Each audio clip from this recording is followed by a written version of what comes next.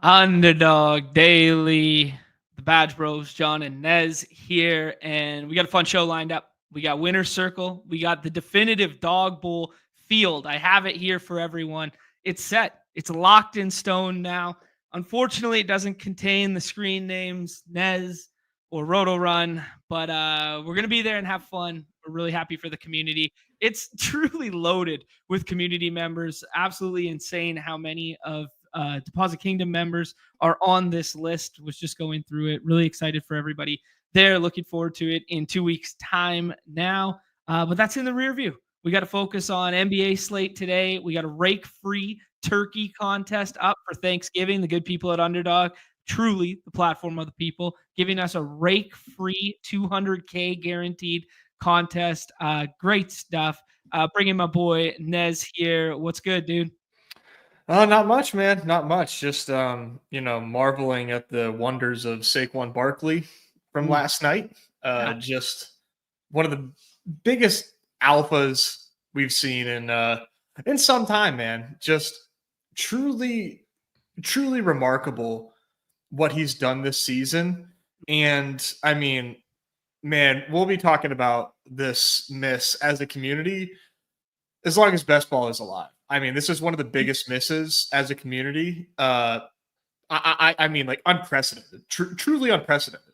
Mm-hmm. Yeah, I think that's the perfect way of framing it. Is the greatest Kabbalah hive too deep in the weeds take that has aged poorly ever.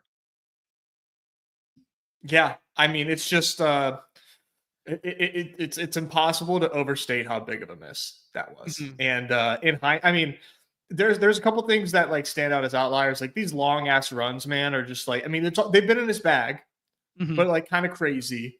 Hard to like say, oh yeah, he's gonna have like multiple 70-yard rushes for touchdowns. But like in general, man, in hindsight, it was just such an obvious smash that like not being taken more by people. It was just really unfortunate. We Like did myself included, man. Myself included. Yeah, no, we did kill our own priors in a big way because we did talk about this guy as like the greatest generational talent at the running back position ever. And then like 3 years later, we just kind of like swept that under the rug after injuries and bad situation, you know? Yeah, like I'm kicking myself still. I have some decent teams across my various teams, but Mhm. man, oh man, dude, just every single week is just a reminder, a painful reminder, a painful, expensive lesson. Hey, man, did you ever think about drafting the best players on the good teams? Hadn't considered that. I'll think about that next year. Yeah. I mean, yeah, absolutely. All right, Ness, we got to do our usual breakdown of some of the community winners here. I see E. White hanging out in the chat. He was on my list, took down the hoops slate. I think he had 2 in the top 4 or something like that on, I guess, Saturday night. I want to say Saturday night there. Shout out to him for that one. Do you know who won hoops last night? I didn't get a single hoops entry in last night. I don't offhand. It was we had some community members up there, I know, but it was a Ty Jerome slate, and Nice.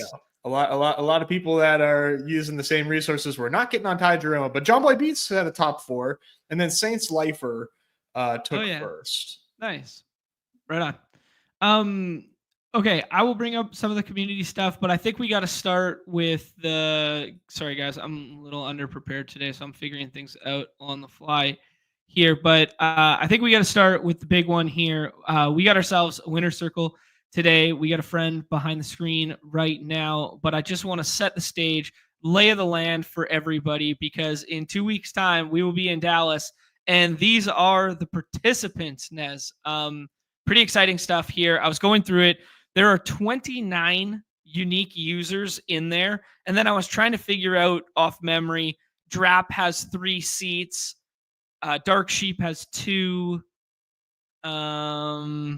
Dave has 2. Chad has 2 or 3. Chad has 3. Chad has 3. Awen has 2. And Awen has 2. Okay, so there it is. There, that's the entirety. That's 36 there of the field. Yeah, man, I'm excited. This is truly, it's kind of wild to see, like, we talk about this site as like game of skill and whatever, and then it's so great to see the results manifest as such.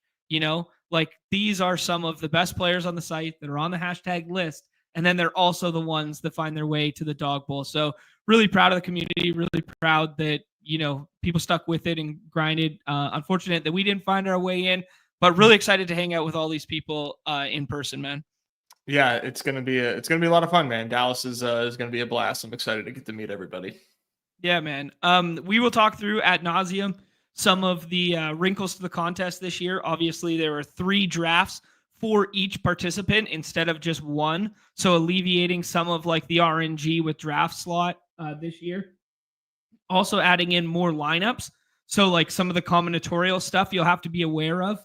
If you're the 103 in one draft, maybe you want to be cognizant of who the 103 in your previous draft that you were in selected. We'll talk through all this sort of wrinkles and all this sort of stuff in some of the shows leading up to it. We will be doing a special preview on the Friday night, next Friday.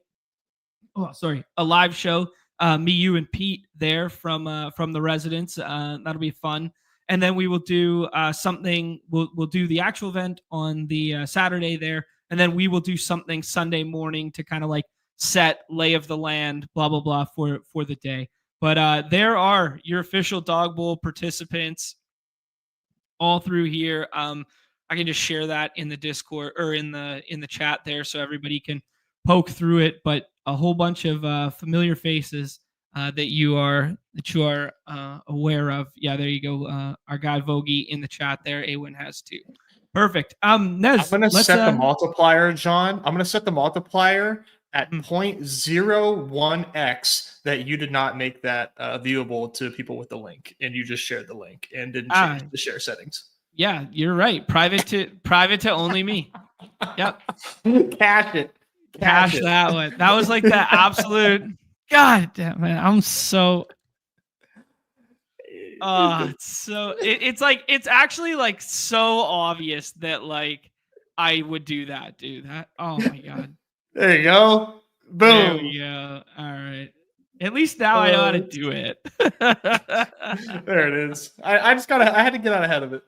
Oh, that's funny. I will delete the other comment from the chat there. All right, Des, let's introduce a new guest here, a player in which I'm not overly familiar with. First time meeting him, so this is gonna be really fun. Talk through him earning a seat here. That is LenKeith, dude. Let's bring up. I'll be in charge of the circle. You ready? Yep. Yeah. All right. Let's get it. Count me down, dude.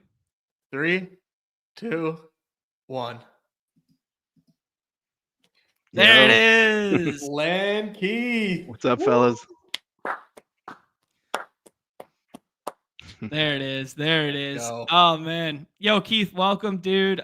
Big congratulations. Happy for you, my friend. Let's talk with you. Just macro, you just a football guy. You grinded on the app a ton. What's your vibe for Underdog? Mostly football guy, yeah. You mentioned that hashtag list. I'm definitely not on there, as we'll probably get to. I'll probably be the biggest dog to win the whole thing, but I'll take it. All you need is a shot, right? No, I've been a huge fantasy football guy for a long time. I was looking back at my Underdog history. I think I started in playoff NFL 2020. Oh, nice. Yeah. So you've been around for a while. Yeah. Big Ben was like playing football around that time, so you're no stranger. Yeah, I'm not a high volume guy though. I did a good amount of BBMs in like 2020, 2022 and some dailies and stuff, but then sports betting launched. I'm in Massachusetts in March 23, so I've been focusing more there since then for sure. Awesome. Cool, man. In like a professional capacity, in a recreational capacity, like what's your vibe with the sports betting stuff? Recreational. So I got a 9 to 5 work from home, which is why I can join this call today. Just block off my calendar. But yeah, no, I've been having a lot of success this year though. So last month was like my best month ever, and then now we got this. So on a pretty good heater. Yeah, decided you had some more bandwidth to fire at the dog bowl, and look where that got you. Right. I mean, how many lineups did you do? Because this team is sick that you drafted. Like, it's definitely one of my favorites that qualified. I mean, Coxer sent me a DM. Shout out to him. Nice there. I'm gonna favor your team to his. You drafted a sick team here. How many lineups did you get in this week? So I mentioned it in Discord, but people may be mad, but this was my one dog bowl draft all year. That's right. That's right. You did say that. And I that feel bad saying that to you guys, especially. No, dude, no. There is apology rejected. There is absolutely nothing to feel bad about that. You just came in here, alpha swinging dick, put your entry in, and cashed. I mean, dude, no apologies at all. I'm glad to help fund your fun in Dallas. If Nez and I were physically capable of drafting the nuts on one bullet, I think we would do it too. But see, we are incapable of doing so. So a talent of your magnitude, there we go, bro. Well done, man. That's awesome. Yeah, silver bullet. I'm gonna bring up the lineup to go alongside this. So okay, let's talk about silver bullet on the last week. What made you fire it? Just enjoying your guys' content. I listen to you guys all the time. Pete, I'm a big leg up guy. I listen to Pat and Sack too. So I just thought, hey, I'll do one draft. 99% chance I'm not gonna qualify, but I can't let it go the last week and not take one shot. Oh, that's so epic. You found your way to the Tua double stack, which we actually built on stream on Friday in Nez's team, but Nez couldn't put the good parts around it like you could. This one, and then you got the Bucky Irving scroll down. Shout out Cover Boy from both Wednesday and from the Friday show there. And then play the best plays. JSN and Nico Collins. Beautiful team, man. Thanks, yeah. So I went in. A-Chain was my 101, and Nico was my 102. Yeah. Even before this Kyle Allen stuff, or whatever his name is, Brandon Allen. Nailed it. Too many Allen backups. I was down on McCaffrey, so I ended up with 103, and I went with Nico for sure. Yeah, that was a sweet move, man. You didn't see Nico go 103 very often here, so like, yeah, he wasn't like the guy you needed, but you avoided a lot of landmines. Mixon busted, CMC busted, so that helped you get a nice score and avoid some zeros that a lot of people at your draft spot were not doing.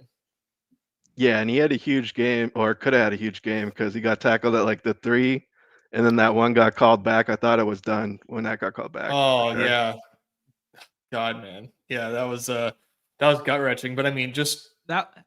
Yeah, good. Sorry, no, to pour one out for our guy Sack, who's had a nice year, but with the directionally accurate, but hasn't gotten in. He would have got a seat if that one held too.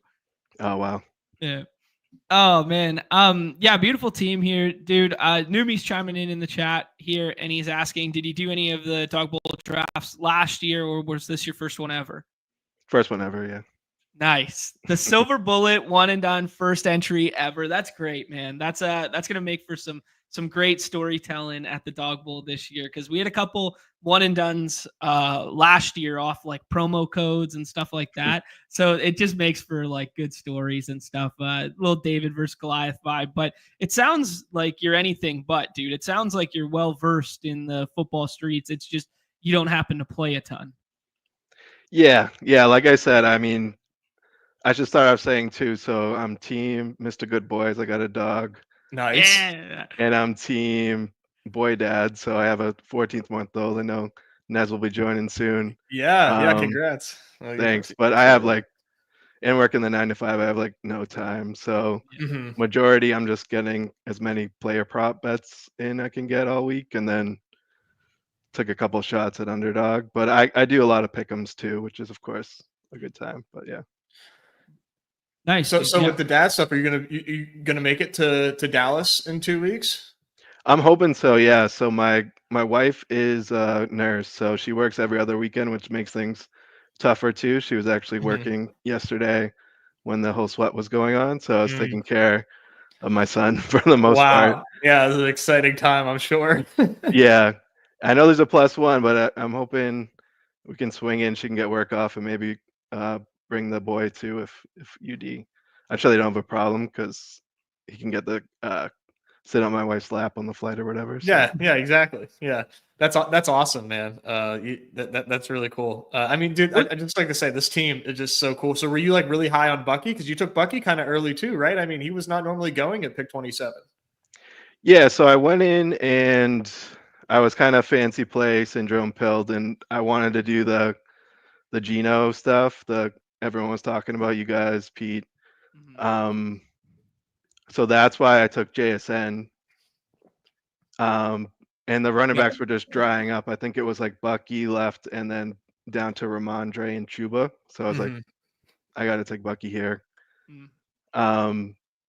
So I went in thinking I actually did one battle royale draft too. I was thinking the skeleton key was going to be Noah Fant because he was questionable, and like no one was probably going to have him. And then John Boy Beats was in the same draft, and he took Geno because he took Metcalf. So that's when I pivoted. Well, smart pivot, man. That's a beautiful thing. This one turned out great. I'm looking at it here. So I guess Waddle was the last selection there. Waddle was fourth, I think. Yeah. So you pushed Tua all the way to the end there. You weren't scared of, after you had the double stack going, the Tyreek drafter either had already filled up his quarterback spot or you thought he was setting something else up kind of thing? Yeah, I knew I'd have the shot at May and Henry too. So yeah, okay. Yeah, you had the back door out there. This is an interesting dynamic to talk through that, maybe we could just organically have the conversation now. Last year, because it was, smaller field, you only had one bullet. Now with everyone having 3 this season and like the field just opens up a little bit and there's also like some non-payment spots this year.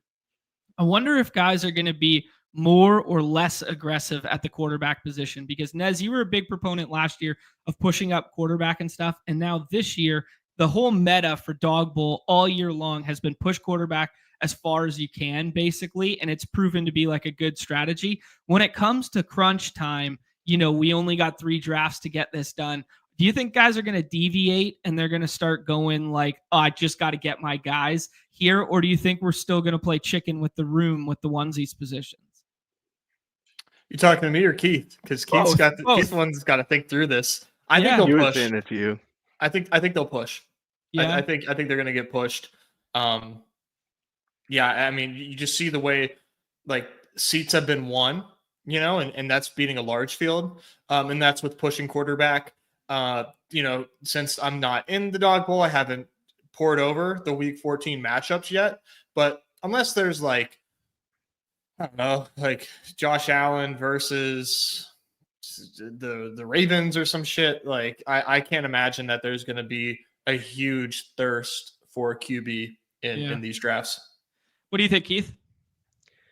Yeah, I'll probably push. I'll probably just go into it like I went with this draft, just kind of vibing it. I haven't looked at anything either. But like I said, I'm going to be against a lot of heavy hitters, so probably just try to get unique however I can.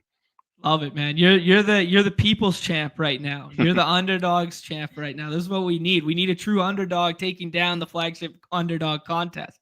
We don't need these alpha bros with their S words and all this sort of stuff. Yeah, we need some old school hand builders with silver bullets. That's what we need here. I got to ask you, now that you see how easy it is to win on a single entry here, do you have the itch to start doing more on a weekly basis here, or mixing in some hoops or anything like that? Not really. I think I'm gonna do. So my favorite is actually the playoff draft. So I'm probably gonna take a lot of shots of those. Did decent last year. I think I made the Gauntlet 2 final. So it's my favorite. All the game theory and every angle that Leg Up talks about. So I can't get enough of it. So love it. So what are some of your angles right now in that contest? What's something you like from the playoff? Because we haven't talked a ton of playoff on our program yet. It's mostly, just what people talk about, that a lot of the teams are going in dead. So just make sure you have 5 players that can be in the Super Bowl and take the teams you like, essentially. What's one team that you like right now? I did put a little Bengals in there, so I'm unfortunate about that. But probably Chargers. Like Davis, I think has been mentioning that. I think you have two, Nez. So They're big they're game my tonight. they're Yeah, my favorite team right now in that contest. Yeah, big time. So you said you're from Mass. Are you a Pats fan? I am. Yeah, more of a kind of fan of players than like tied Yeah, to a location. But yeah, yeah. You've gone full fantasy, bro. Yeah, that's yeah, that's sort of the. I trend that way until like the Steelers are on, and then I remember like my roots. But no, I'm like the same thing. and we've had enough success where it's like it doesn't really matter That's right. anymore. So That's right. Yeah. You can stop caring. You've yeah, had more success in your life than most fans will have in 10 lifetimes. right. Keith, I gotta ask about the sweat. You said you were taking care of your son there and stuff like that. Are you a hashtag watch the games guy on Sunday? Were you following along with the lineup and realizing how close you were, or were you kind of just enjoying life? No, I'm a sweat the games guy. I Nice. watch Red Zone every weekend, no matter what. For my fantasy teams, bets, drafts. So so luckily my parents live close by and my wife was working, so we went over there. So have some helping hands with my son, and then watching the Pats game and Red Zone on my iPad. So seeing that Tua Waddle John is going off, so knew I was Yeah, in a good spot. I was about to say bittersweet that it was happening against your Pats there. That's pretty funny. Oh yeah, yeah. Like I said, I don't really care anymore. It's Yeah. more about the draft pick now, anyways. But yeah. So I knew it was a good spot, and then, like I said, when the Nico touchdown got called back, and then shortly after Terry got that miracle touchdown, Mm-hmm. I was like, oh, I'm probably dead now. Like a bunch of people just got there with Terry that shouldn't have. And then I stopped watching for a little bit, went to grab dinner, was listening in the car, and I heard JSN score, and I'm like, oh, okay. Maybe if Yeah. he scores another one, I'll be good. And I was like, I'm kind of team don't check it sometimes too. Yeah.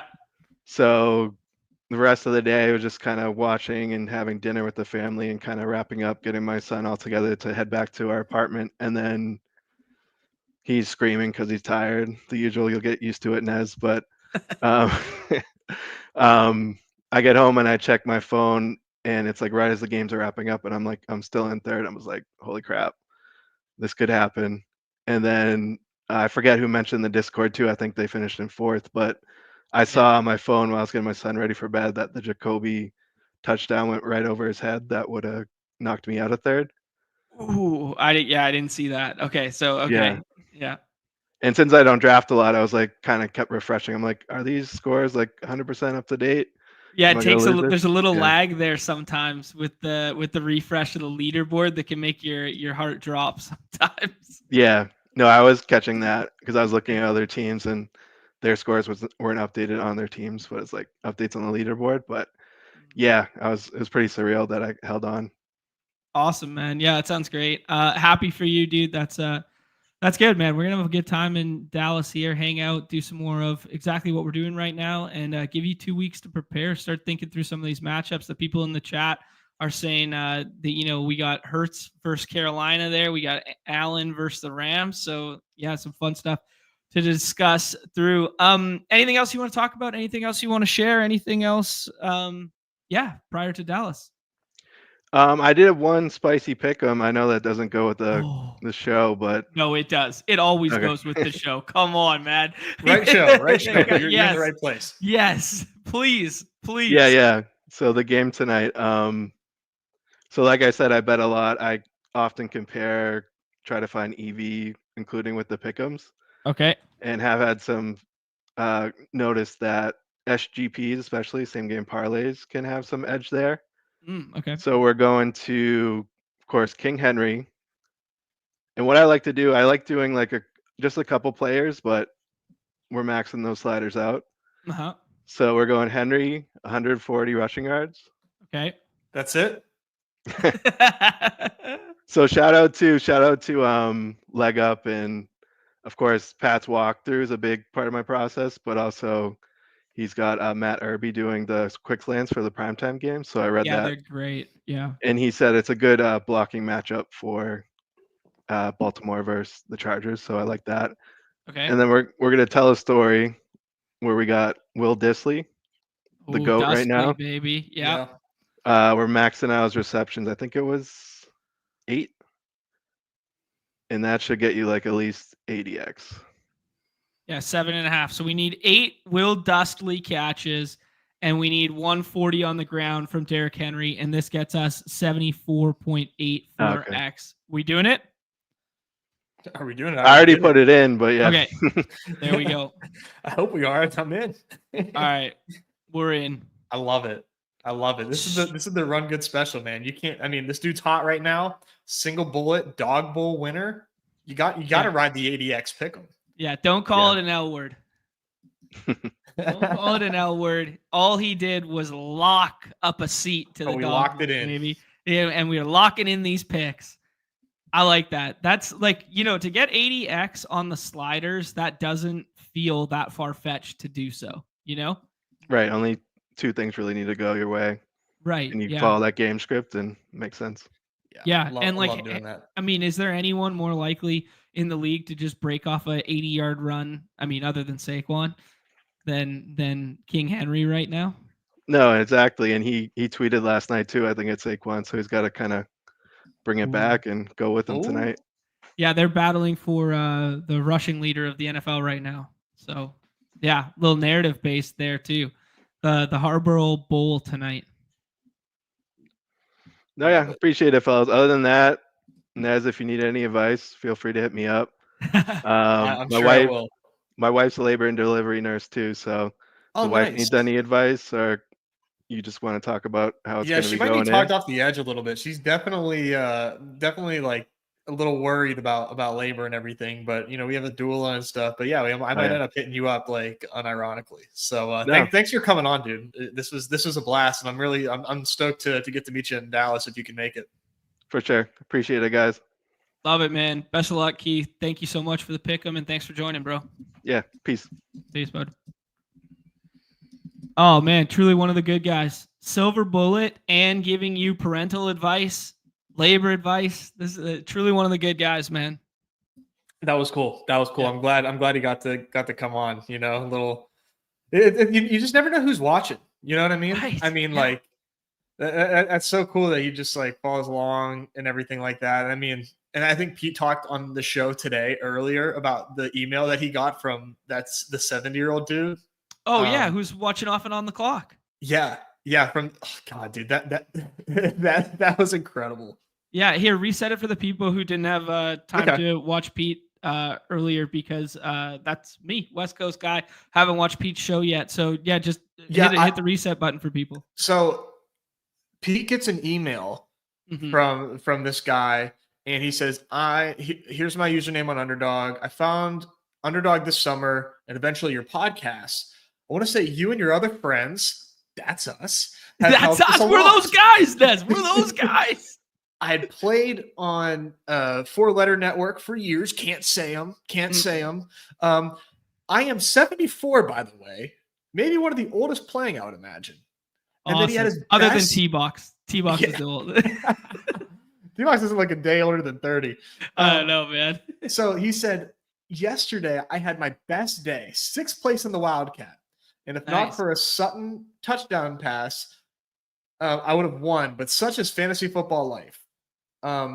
He said, although Sutton did help me win another 150 on another team, I did well because of the principles that you guys talk about. And just kind of glowing on and on about, the work that Pete does. But just thought that was incredible. That's very cool. That there's a 74-year-old watching these shows, getting advice, and then like playing on Underdog. Yeah, that's awesome. God, that is so awesome.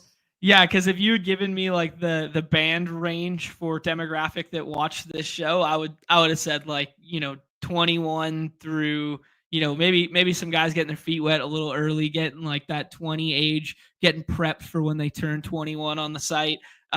Maybe like 20 to 45, like 55, maybe something like that. I never would have thought full outlier spectrum the other way. This is just incredible, dude. Like Roto Grandpa. I just thought that was like that might have made my year. I mean, there's some cool storylines this season, but man, that made my year. Yeah, that's very cool. Go back to the Dog Bowl real quick, just to kind of tie a bow on it all there. We didn't really give a shout out to actually here. What I'll do. Sicko Dank's part of the Discord there, and then as well as Ecoxer. What do you call him? What is it? Ecoxer 10? I think so. Yeah, he sent me a DM, so I need to get his Eric. Yeah. Eric. Okay, cool. Yeah, so multiple members of the community there. Bucky Irving being one of the guys you needed. Josh Jacobs, not a guy that I got to this week. I kept taking Jonathan Taylor over him like a complete and utter doorknob. I think I had one of my worst weeks. I had one of my worst nights in basketball on Saturday, and then I had my worst Sunday of the season this Sunday. And all you sickos on the East Coast filled the Dog Bowl before. I set an alarm for 5 a.m. I was smelling the roses on Saturday night, Nez, set an alarm for 5 a.m. to wake up and do Dog Bowls. Oh, buddy, I could have told you that was not. They were gone. Yeah, I'm an idiot. I don't know what's wrong with me. last day, that shit was like, you could have. Mm-hmm. Yeah, I mean, the liquidity on Saturday night was nuts. Yeah. Shout out to Eric here for the skies are MF and Gray. We saw it 1 week ago where Noah Gray, gets those touchdowns and they're kind of saving the Kelsey thing. And he goes, let's just run it back again with the guy who scored 2 touchdowns last week and his infinite leverage off of all the other KC pieces getting drafted. So I thought that was a pretty cool scroll the F down, sharp pick there to get to Noah Gray when you're just dealing with like the tight end position. Who better than the guy with one of the highest implied team totals and a quarterback who's going 3rd overall over and over again to just get leverage off of. I also found it interesting, Nez, that he went quarterback early on this one. Obviously, one of the players who was a big beneficiary of that game going nuke in the witching hour there with the 80-yard F1 Terry touchdown there, which made Jaden Daniels the highest scoring quarterback on the slate. And he was having a rough one prior to that. Let's be real. But I wonder if it was also like a cognizant pairing that like, okay, Mahomes is going to be with Kelsey like all the time. How do you double down on the leverage off of Mahomes Kelsey? Well, you also take quarterback early and you take the other one. I wonder if that went into his process at all, because that was the first thing that came to my mind when I was looking at this lineup. Yeah, I'll have to reach out to him and see what the thought was with mm-hmm. that. But yeah, like that's so crazy that score ends up like finding its way into the top 3. I mean, just nuts, man. Shout out to Eric though. Looks like a young kid, so I'm pumped for him. Nice. He sent me a DM last year. Oh, nice. And I think it was around Dog Bowl time last year, and all he said was just Bijan is who you need this week. Good luck, bro. So the beauty. Yeah. I think this is I'm stoked to meet this kid. Right on. And then the other one was Sicko Dank, who's a member of the Discord as well. A naked Caleb Williams, truly sicko. Yeah, love that, man. Like scroll the F down at quarterback and don't even bother stacking it up because you just know he's going to spread it around. Zach Ertz and Terry McLaurin, but not doing it with Jaden Daniels. Very interesting game theory associated with doing the naked quarterback with that, because he clearly wasn't sniped on the play, right? Because you have to take Jaden first. So he still went ahead and got the pass catchers he wanted. Cortland Sutton turning out to be the guy you needed after the 2 touchdowns there. It was a lot of Gibbs, Jacobs, Bucky Irving, Cortland Sutton, Jalen Waddle. Those were kind of like the high scorers you need there. But I mean, another evergreen reminder here that when a quarterback who is quarterback 1 performs as quarterback 1, and you don't need him to win, Yeah, I mean, it was kind of a crazy run out there. I think for me, the takeaway was like, if a quarterback is going undrafted in these deep contests, I mean, like, I think it's totally fine to have gone Caleb naked. I mean, obviously the dude won. Right. But like when the quarterback's undrafted and he's going off, like he's so low owned that you don't have to stack him, right. Like it just isn't isn't necessary. He can it still puts you in a position where you can still finish top 3 like this. So I liked it. Everybody was kind of like sneaky and like liking Caleb, kind of waiting for the Caleb bounce back. Some people got done martingaling it. Sicko Dank said, I'm back in. And look at this guy. Yeah, and I mean, we highlighted that one, or in particular, I was really in on that game environment, and I was telling you guys that I was playing a shit ton of Justin Jefferson. Obviously, that aged super poorly, but I had a good amount of Addison in the dog bulls there. My highest lineups had Addison, and we liked Waddle as the scroll the F down. So dare we say directionally accurate with the game environment and with the Waddle one on the other side. There, Cortland Sutton was the bane of my existence. Him, Gibbs, and Jacobs were like 3 guys I was just not clicking in the 6-mans all that much, and then they all turned out to smash. So tough week for your boy there. We got to pour one out for our guy Rydock. There's been a lot of sad stories associated with guys that were really, really close, members of the community really, really close. I know our guy Chandler Blake here, who was a qualifier last year. If he had gotten that Jacoby Myers one at the end there, he was the guy that Keith was sweating. Unfortunate for our guy there. And then unfortunate for Rydock, who I think was in 3rd place, and there was just a JSN reception on one of the last, two drives there that Gino was marching down the field, and they were kind of burning clock, but then throwing on 3rd down, Seattle was. And I think one of those last catches was what did in our guy Rydock. But shout out to Rydock, who's OG around these parts as well. Yeah, that's rough. That's rough. I mean, here maybe this is a evergreen lesson for us. Juice McCaffrey saying that like the Addison and Waddle undrafted leverage was staring me in the face all week for the Dog Bowl qualifiers, but instead I just kept hammering Jefferson and Tyreek, and same dude. And maybe and those are 2 players that we thought really highly of. I don't know, a month and a half ago, Nez, 2 months ago.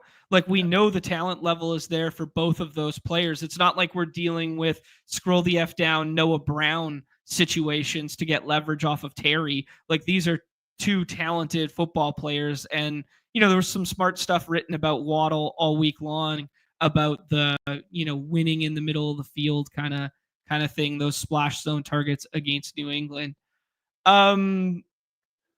I want to highlight a couple other winners here. I found this one to be really cool. DeBomb, Bodie wins DeBomb and the fullback dive with very similar lineups. So very similar contests, just different price points. An additional like 400 entries or whatever in the fullback dive. I guess 600 entries in the fullback dive. But I always got to give credence to those who set out, clearly have a plan, clearly have the targets they want, and then execute it and do it in both contests. So I just wanted to send some love Bodie's way for doing it in the fullback dive and the DeBomb, taking down 11K between those 2 contests, and basically the exact same lineup with all the same plays that he wanted. He just knew he wanted to get that Jaden Skinny stack with Bucky Irving as a scroll down and with some Gibbs in there or Josh Jacobs. So mad respect to those ones. Yeah, that's nuts. Taking down 2 of the higher entry contests, man, in one week. That's a nice week, man. Yeah, very nice week. Shout out to Awin last night, who took down the Primetime Palooza there. Little 10K up top. P Smooth, Patrick, who's also a sub as well, 2nd place with the 4K there. I saw your Nez, you were up here too. There you go. Nez is in 7th there. Lukey Big Shots is up there. So big respect to everyone last night. Mike Zakarian's up there as well. There you go. There's Patrick hanging out. Yeah. Anything else you want to say about the slate? I didn't hit on like the main BR. We can hit on the main BR and the Badge Bros Brawl here. BL Spoon here. It was that Terry Skinny. You needed the Sutton. You needed the Trey McGronk, despite still not finding the end zone. Puts up 19 fantasy points there. Yeah, and then good. Gibbs Jacobs there. I mean, John, I don't want to I'm not here to, pick on you, but your distribution is amazing on the BR. What of your lineups. Oh, I didn't see it yet. Oh yeah, let's fucking go. First or last, bitch. Let's go. I'm sorry. That's just awesome. Directionally accurate. Directionally accurate. I want to give a shout out to but. myself for the Jefferson fade. That's tough to fade Justin Jefferson. I had 3% Justin Jefferson on the slate. I didn't win money, but I just want to say that took some stones, and I think it's doing stuff like that can really help you win. I mean, it feels really bad, right? It's like, oh man, do I really want like 3% of the top 10 of a top 10 player on the site? But when you're right, you can lose money just like me. But I just think it's part of the puzzle of this stuff, and I think that's why players like Awen do really well, because he has ranks, he sticks to them, and you end up getting 0% of guys like organically when you play that style. Just one of the puzzles. Yeah. Nez, we got some magic going on in the chat right now. We got to give some love out to our guy, former third boxer around here, Numi2, gifting out 5 membies. Give Numi a shout there. And then man of the people, the people's champ, the underdog, the underdog's underdog for the dog bowl here.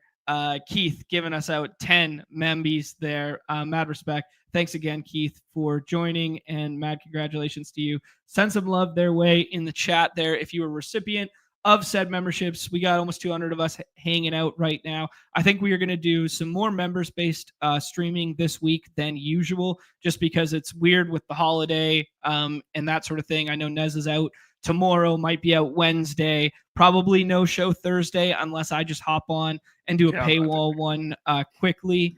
But I will be sure to do a definitive turkey preview and a battle royale preview.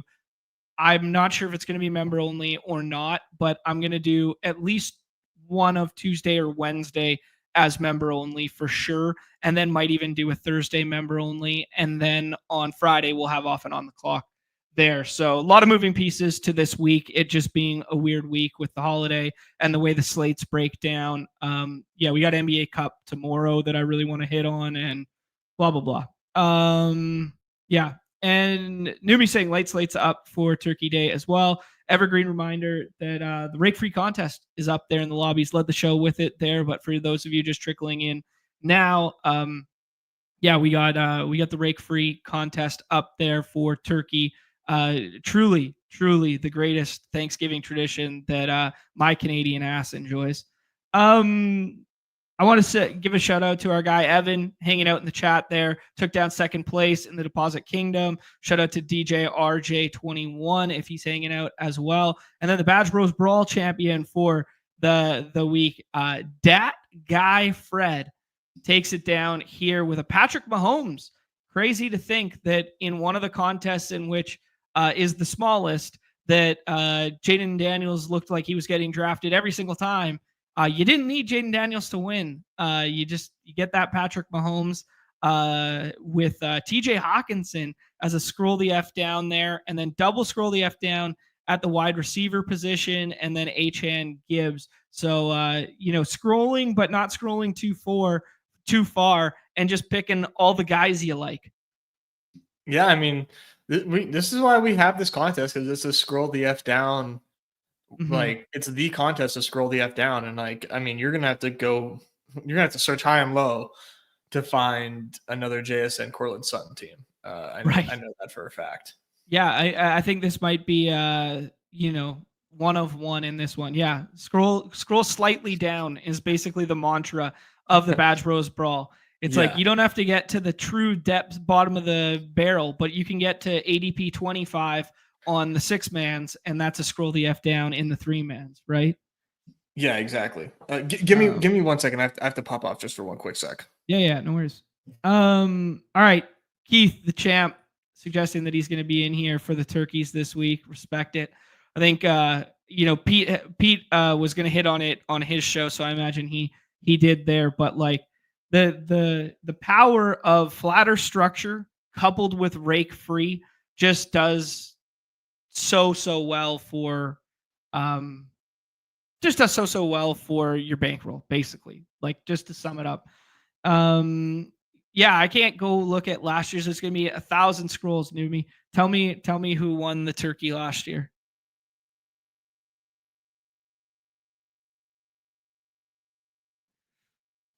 Shoot me who won the turkey in the chat here, because it's gonna take me 1,000,000 scrolls to get there. Yeah, we'll find it later. Let's talk some hoops. Let's do the hoops slate here. Gritty got 5th. People forget. Primetime KG, I had a 3rd and a 5th in the late last year. Nice. Run it back this year, man. All my homies are telling me hit him with the gritty, took down something in the turkey last year. That's badass. I hope that's true. Nez, do you remember who won the turkey slate last year? Maybe he was telling me to scroll and I couldn't find it. I'm gonna go check right now. Oh, so you're gonna do the scroll? Yeah, I got it. I got you. Okay, all right. I'm glad someone can do it around here. Someone capable. I don't even want to know the way you would find your way to last year's turkey winner. It would drive me fucking crazy. That's why I just stopped. Oh shoot. Newbie's telling me to check out the Discord who won. I mean, oh, dude, we gotta. Sorry, I went to the Discord to check it out, and I did not see yet. And I just saw a message from Pete that he's got a follow-up email from the 74-year-old math teacher and coach who was thanking him for the shout out on the programs today, and that he was going to be drafting hoops today. So we got ourselves a hoops guy. Oh, let's go. Yeah. Awesome. Yeah, I mean, it was just a dupe between FX15 and L Sharp. So, I don't know. What the hell? Newbie, I was expecting a banger here, dude. Yeah, why are we looking at this? I don't know. Just derailing the show. He gifted out 5 membies. Now he's taking over. He's just suggesting that it was a dupe. All right. I mean, the dupes are rare. Yeah. Oh yeah. We're there's gonna be a lot of dupe lineups. Doesn't necessarily mean the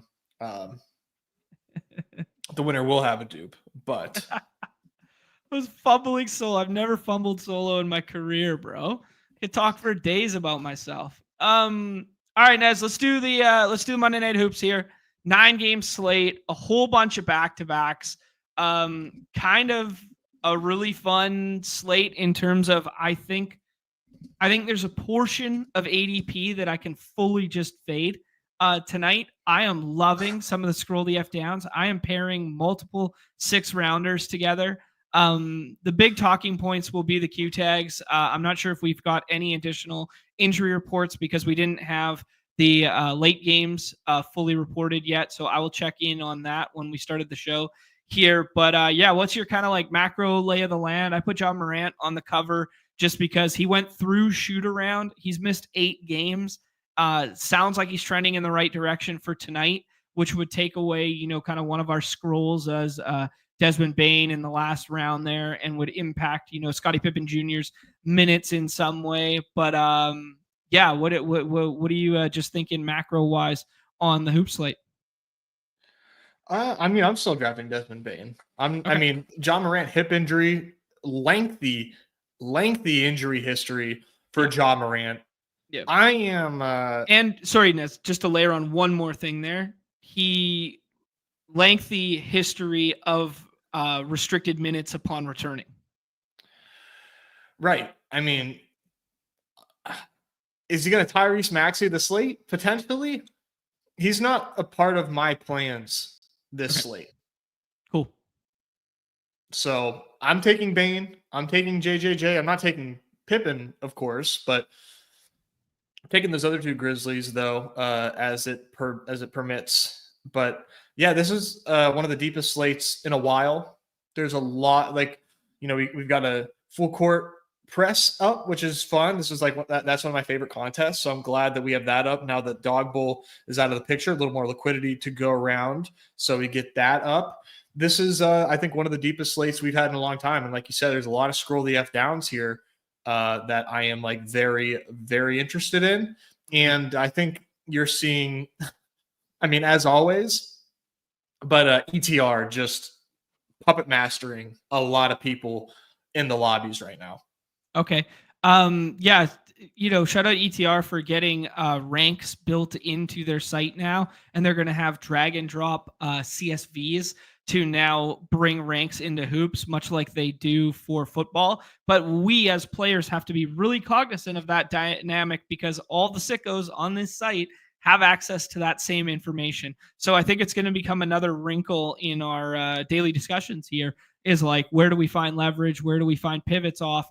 Where do we find swaps when everybody else is just drag and dropping said rankings into the CSV and then uploading, right? So yeah, could be interesting to talk through. When you were talking about the puppeteering aspect of it, what are you suggesting with certain players tonight? Which ones were standing out to you? Kyrie. Oh, okay. They love Kyrie. Okay. Yeah. You're going to see Kyrie go in the first round quite a bit today. Okay. But not by me, but by other people in the lobbies. I really liked Kyrie earlier when I did my first 15 or 20 or whatever. I like to do them kind of blind and just do them with my own takes. And I was taking him over everyone other than Franz. So I naturally had him there as well. So good to know that ETR is falling in line with that. And now maybe I have to find a little pivot because that Franz plus Kyrie at the corner is going to exist in infinity if that is the case. Yeah, it might. Yeah. Yeah.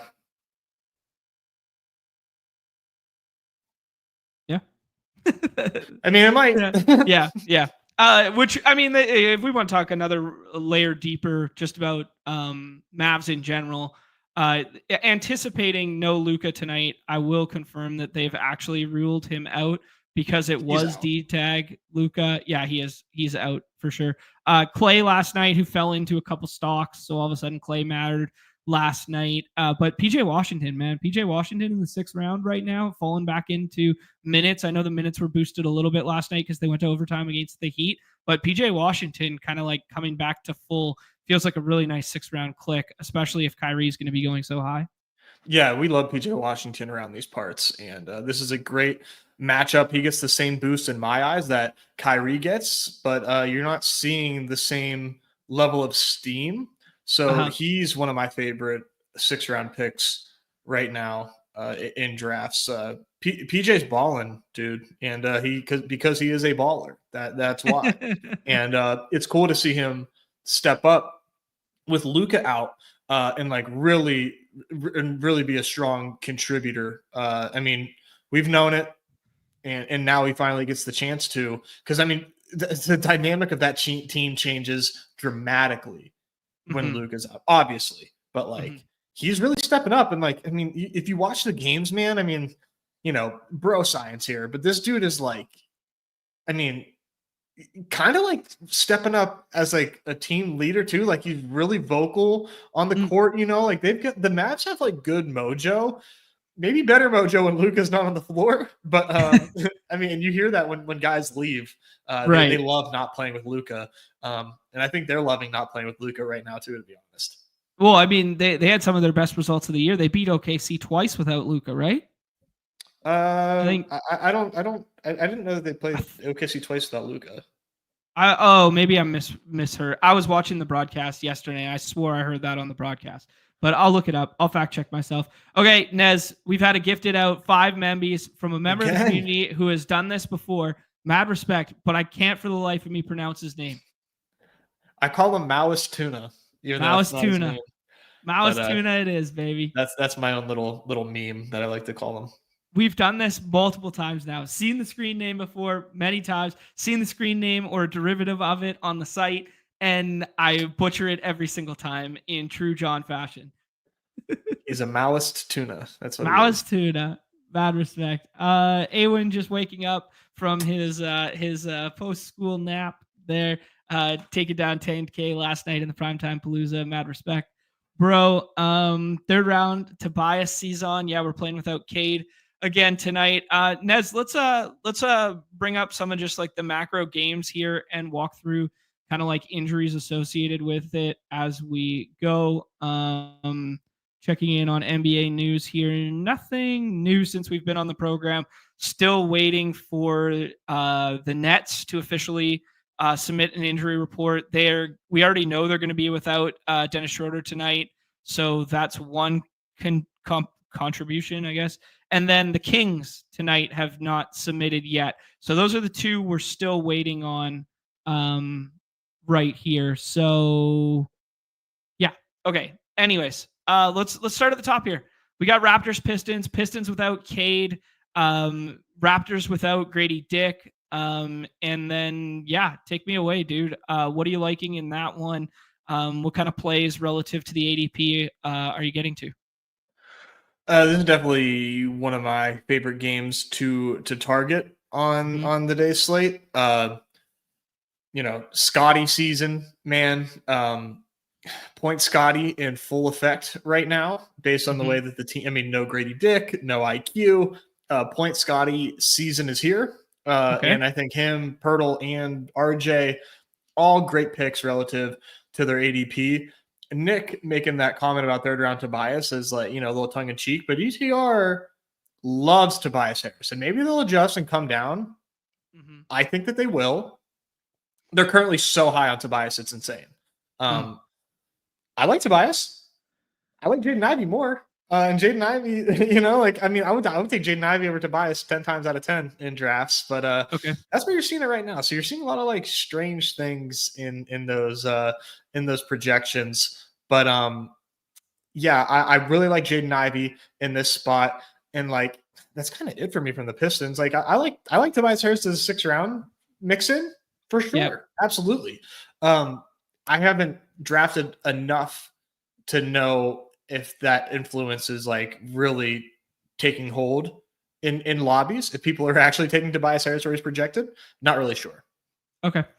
Yeah, no, I'm with you there. I will do a little bit of mixing of that. Duran also has the ceiling in the 6th round, but they've been splitting the 5 minutes between him and Beef Stew in a big way. It's really hard to get to. Right now, Duran, dude, is a non-factor for us for the foreseeable future. It's which is unfortunate.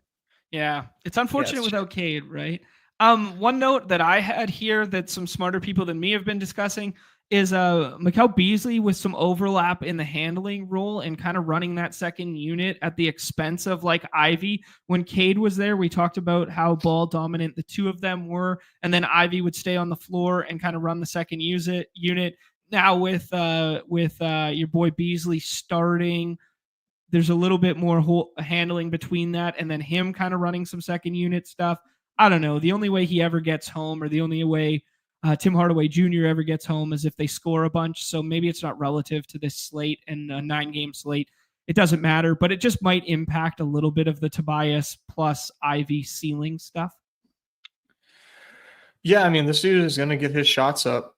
Right. No doubt. I wish we had fully ramped up Asar Thompson, because this would be like the spot for our guy Asar, but it's gonna take him quite a while to get ramped up. So yeah, it was just his first game back, and then he was a coach's decision DNP. Yeah, so like he didn't even get run his first game back. He was active last game for the first time this year, I think. And yeah, he didn't even get any burn there. You mentioned the Point Scotty, RJ Pirtle, like they all have high ADPs here. Are you pushing up Scotty? We saw it go up from 27 minutes to 34 minutes.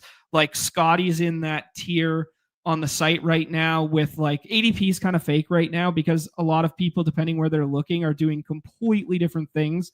As you alluded to, with like Kyrie being pushed up. Some places like Harden for some reason tonight, just because, no power in the use. Well, there's, it's a tough matchup, but like they have them pushed up at like 6 or 7 on a couple different sites there. I mean, I'm pretty happy with back end for 2nd round early third round Harden, but I'm not sure I'm going to be the guy taking him at like 7 or 8 against Boston, despite the usage being incredible and him being like the only scoring threat with Norm Powell out tonight. But I don't. You can mix and match a whole bunch in that middle section. Long way of saying, where do you put Scotty in kind of like that big clump, kind of after Franz? I think I had it like Franz, Trey, Sabonis, J-Dub, Scotty. Okay. Still a J-Dub believer. Respect it. Got Absolutely. him after J-Dub there. Okay. Yeah, because the models, one of the models are going to be pushing down J-Dub tonight. And you know what? God, mother effing speed, brother. I mean, good luck. Literally, just good luck. I applaud you. Yeah. Perfectly phrased. Okay, let's move on to the next ball game here. As we spent quite a bit of time on that one. Magic Hornet. Obviously, Franz has been absolutely on one. Suggs got banged up last game, killed a bunch of my lineups, which is so unfortunate. I autoed 150 on Saturday there, and I had 30. I looked at it after. I think I had 35 or 38 Melo plus Franz teams, who were the two highest scorers on the slate. And then Suggs was in like 29 of them instead of like IV or something else. So I just had that 6 in the middle there. So I got nuked on the night despite being way overweight, both LaMelo and Franz, which was so unfortunate. Anyways, nobody cares about my teams. We saw Harris start last time out instead of Anthony Black on that game that we were speculating with the Magic. Anthony Black stayed off the bench. Suggs has a Q tag right now. If he doesn't go tonight, maybe we get Anthony Black in the starting lineup. I would like to see that. Might be worthy of a scroll the F down. Brennan Miller, obviously there's no bad bridges right now. So Brennan Miller going in there. Hornets are really light in the rotation. They just lost Grant Williams for the season, so their 5 depth isn't there. Diabates has been playing like over 30 minutes a game, but he never shoots the basketball, so he just gets like 19 rebounds and 0 points. But he's definitely in the player pool for the 6th round. But Orlando, not a great matchup for him. And then Melo just putting up a billion shots. I think Josh said it in the chat somewhere here. He put up 38 shot attempts last time out there. Truly wild stuff from Melo, just jacking it up. So what are you doing with this game? What do you like outside of the obvious, like Melo and Franz? That's it. Okay. You know, I mean, this is not a game that I'm looking to get to. I have very little Brandon Miller.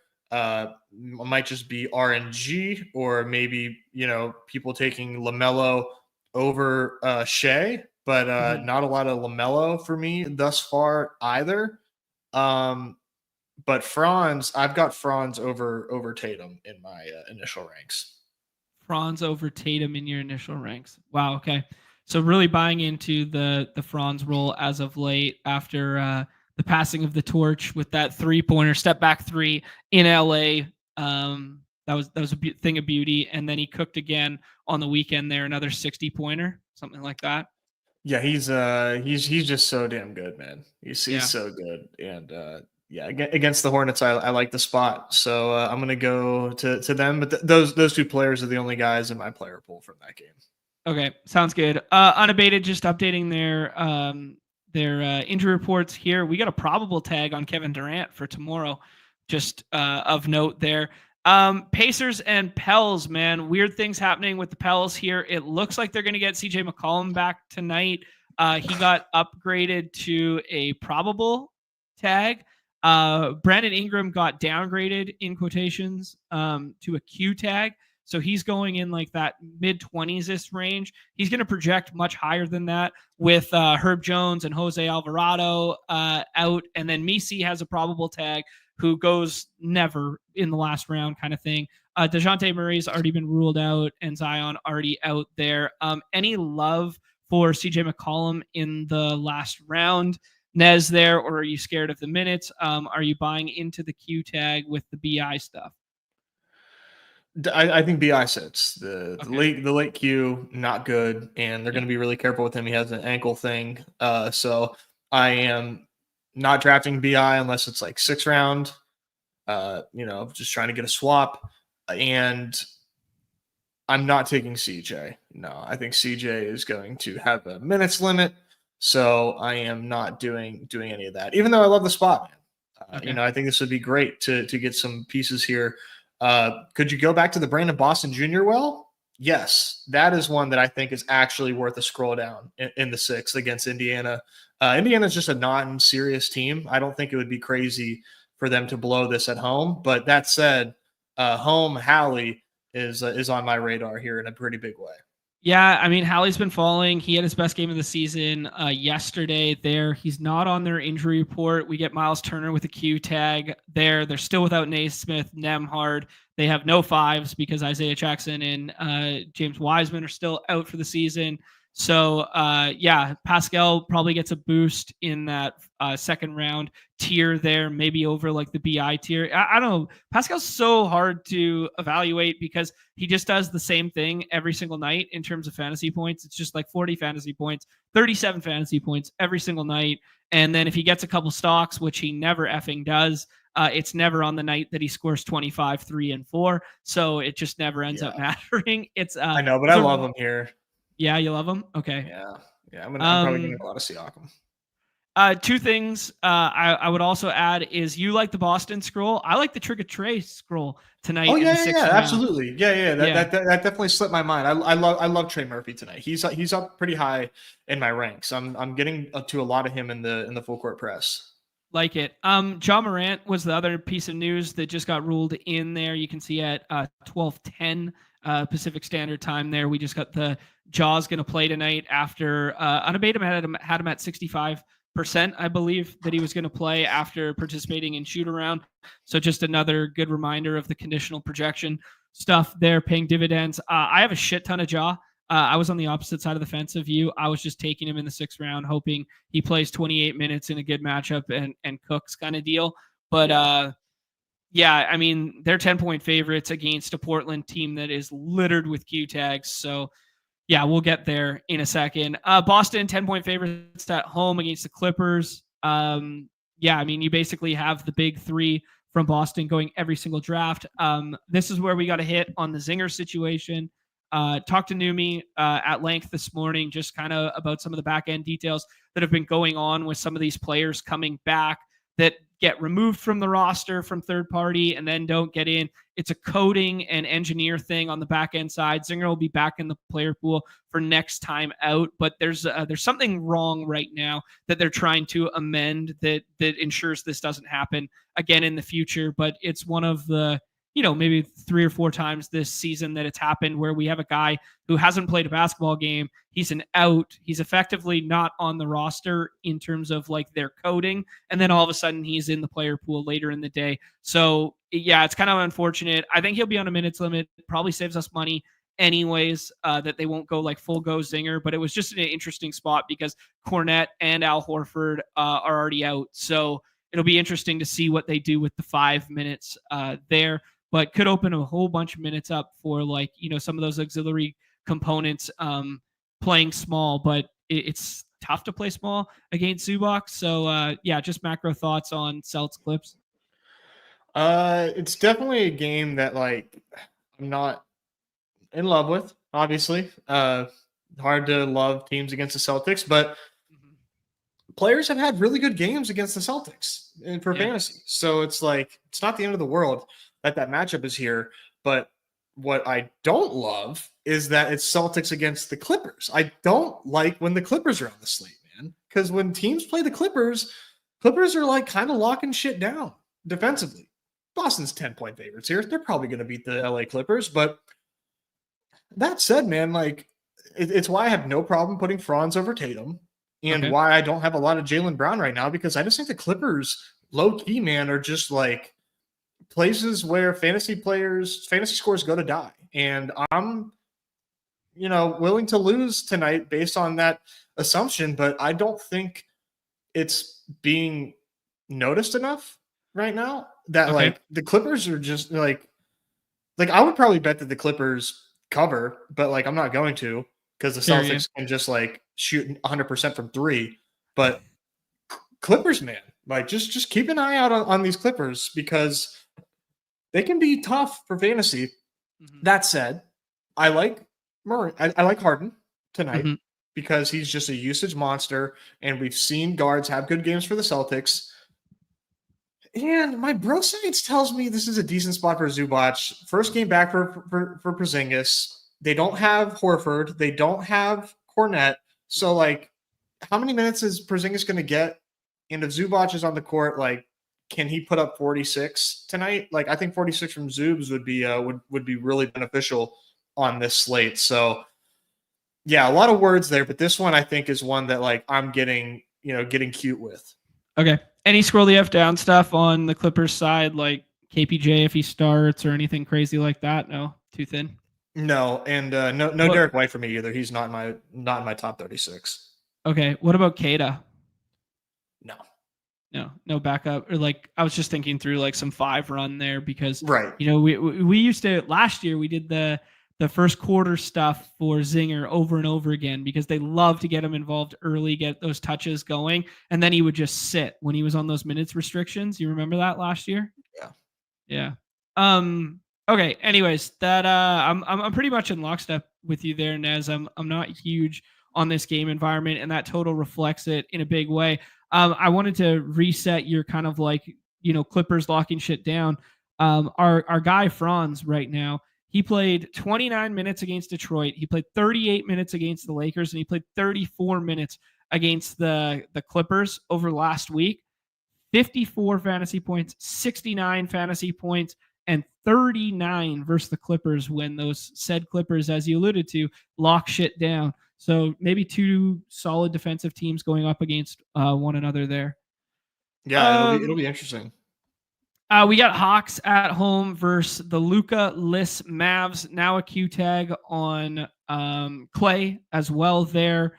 We talked kind of how we like PJ Washington in the last round a little bit more than the field right now. Kyrie is getting pushed up in a big way. Take it with a grain of salt, depending where you're looking. Anything to say on the Dallas side? Q-tag Clay is interesting, but I don't think that it's going to affect anybody too much that you need to like make adjustments. Maybe a slight bump for PJ, maybe just a slight downgrade to the game because I don't really have a ton of respect for Clay as a defender these days. So maybe that just like makes the game slightly, maybe the defense gets a little better and this game gets slightly less attractive here. The total is super high. And as it is with, most Hawks games, but like the Mavs without Luka, I just think are a better defensive team. I don't think that this total gets hit, just my opinion. But I still obviously I like Trey here, even though Trey's had a really weird season. I like Trey here. I love Jalen Johnson, obviously. I mean, when am I not going to love Jalen Johnson? Love him here as well. The Kyrie stuff I just think is just kind of nuts considering, we've had a couple slates with, solo Kyrie and haven't quite seen the, a 40-point game. From as far as fantasy goes. So like what are we going to get from Kyrie here? Obviously the ceiling is massive, right? Like he has such a high ceiling against the Hawks here, but as of right now, I'm a little bit light on Kyrie. Yeah, the games we've seen him without Luka, Pels, Denver, Miami, kind of traditionally tough matchups for guards. So this will definitely be kind of like the best of the bunch thus far. So I do understand kind of where the projection's coming from, especially if you remove Clay's shooting from there. Maybe just add. I don't know. I don't build projections, but what do you do to boost his? Shoot how many shots he boosts. I mean, matchup aside, right? I mean, like I try not to think too much into matchup. He has not come close to his projection, right? I mean, so maybe he's due. Maybe other, but like nobody really cares. They're just like, there's no Luka. Projections say this. The volume has to go somewhere. It's going to Kyrie. We're giving Kyrie a bump. And I get it. I get it. But, some of the guys that Kyrie's going over, I don't know that makes sense, but he's going to play a lot of minutes and it's against Atlanta. I don't know. Maybe it's not one to overthink, but I am overthinking it. Yeah, fair enough. Do you like Trey more than Kyrie tonight? Yeah. Okay. Sounds good. We saw a bit of a ceiling game from Trey when he played 37 against Chicago, but everyone kills Chicago. He added in 5 stocks and had 25 points there, decided to start shooting again. I mean, he is just cooking the world in double-digit assists every time out. Touch time and potential assists are just pretty beautiful. But, man, Atlanta, when they're fully healthy, like they got a lot of guys to like start ramping up. Like Bogdan's going to start ramping up and he needs some touches in there. You mentioned Jalen already there. Like there's just a lot of people to be involved, but the totals is pretty fun. Any love for Derek Lively and or Gafford in the last round there instead of PJ Washington? We saw, Gafford get back-to-back 30 balls in like 20 minutes, and then Lively played over 30 minutes last night and had 44 fantasy points. Any love for that? I mean, it's probably too thin, but I love Lively. Like Lively's always going to be one of my favorites. I like, I think in that same vein, maybe a little Capella tonight. Okay. Because Dallas pretty much always has a big on the floor. I think you're going to see Capella have more run than usual. Capella could probably put up 40 fantasy points tonight. Okay. I like it, dude. Yeah. I think there's some bigs that I like in the back end there, but I hadn't considered mixing in Capella just yet. You're not, there's no like a Kongwu or anything like that scares you? I mean, he's obviously a factor, but sure. I think with these traditional bigs, I think that's more of Capella's role. Okay, sounds good. Yeah, especially when they start Gafford or whatever, you just start those two versus one another. I mean, Lively's not shooting the 3 either. Like he lives in the paint. So yeah, good point. Yeah, very well said. All right, Portland and the Grizz there. We got the big jaw thing there. Where should Jaw's ADP be right now if we just give him a very conservative projection of, hey, they're 10-point favorites at home against what looks like a depleted Portland team. Let's give Jaw 28 minutes. 20. What was, do you think 28's high? Do you think 28's fine? I think it's a fine projection. I would take the lower, but I think it's a fine projection. Okay, let's give him 26.5 minutes here, and the game plays to their total where he's on the bench for a good portion of that fourth quarter. Where would you take Ja? I mean, like in the 6th round, like if he's in the 6th round, I'll mix him in. Okay.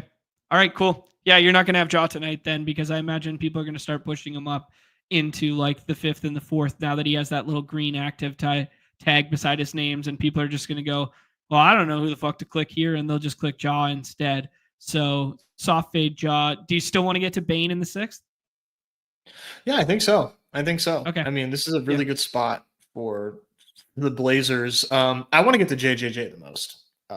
His projection is like not popping off the screen, but we're not going to get full run Ja. And the Blazers, as far as bigs go, have Time Lord, and that's it. So I think Jaren Jackson Jr. could cook something serious tonight and get a little bit of home cooking from the scorekeepers. Oh, the JJJ at home narrative is so fucking back. We're so back with the stocks, baby. Yeah, respect it, dude. Let's talk about that Blazers side, as you alluded to. DeAndre Ayton getting the doubtful tag for God knows how many games in a row. Now, our boy Klingon had been starting there. Yeah, and I'm just looking. Sorry, I'm filibustering to make sure. Okay, yeah. So no Klingon tonight, as you alluded to. No Ayton tonight. We think Time Lord will get 22 to 28 kind of thing. Makes him viable in the 6th. I've clicked him a couple times there. Jeremy Grant and Scoot Henderson have the Q tags. Anything like Sharp or Simons in the last round for you, or you just don't want to touch Portland at all? I like Sharp. I like Sharp, but I think my favorite Blazer to click is Time Lord. Yeah, in the 6th.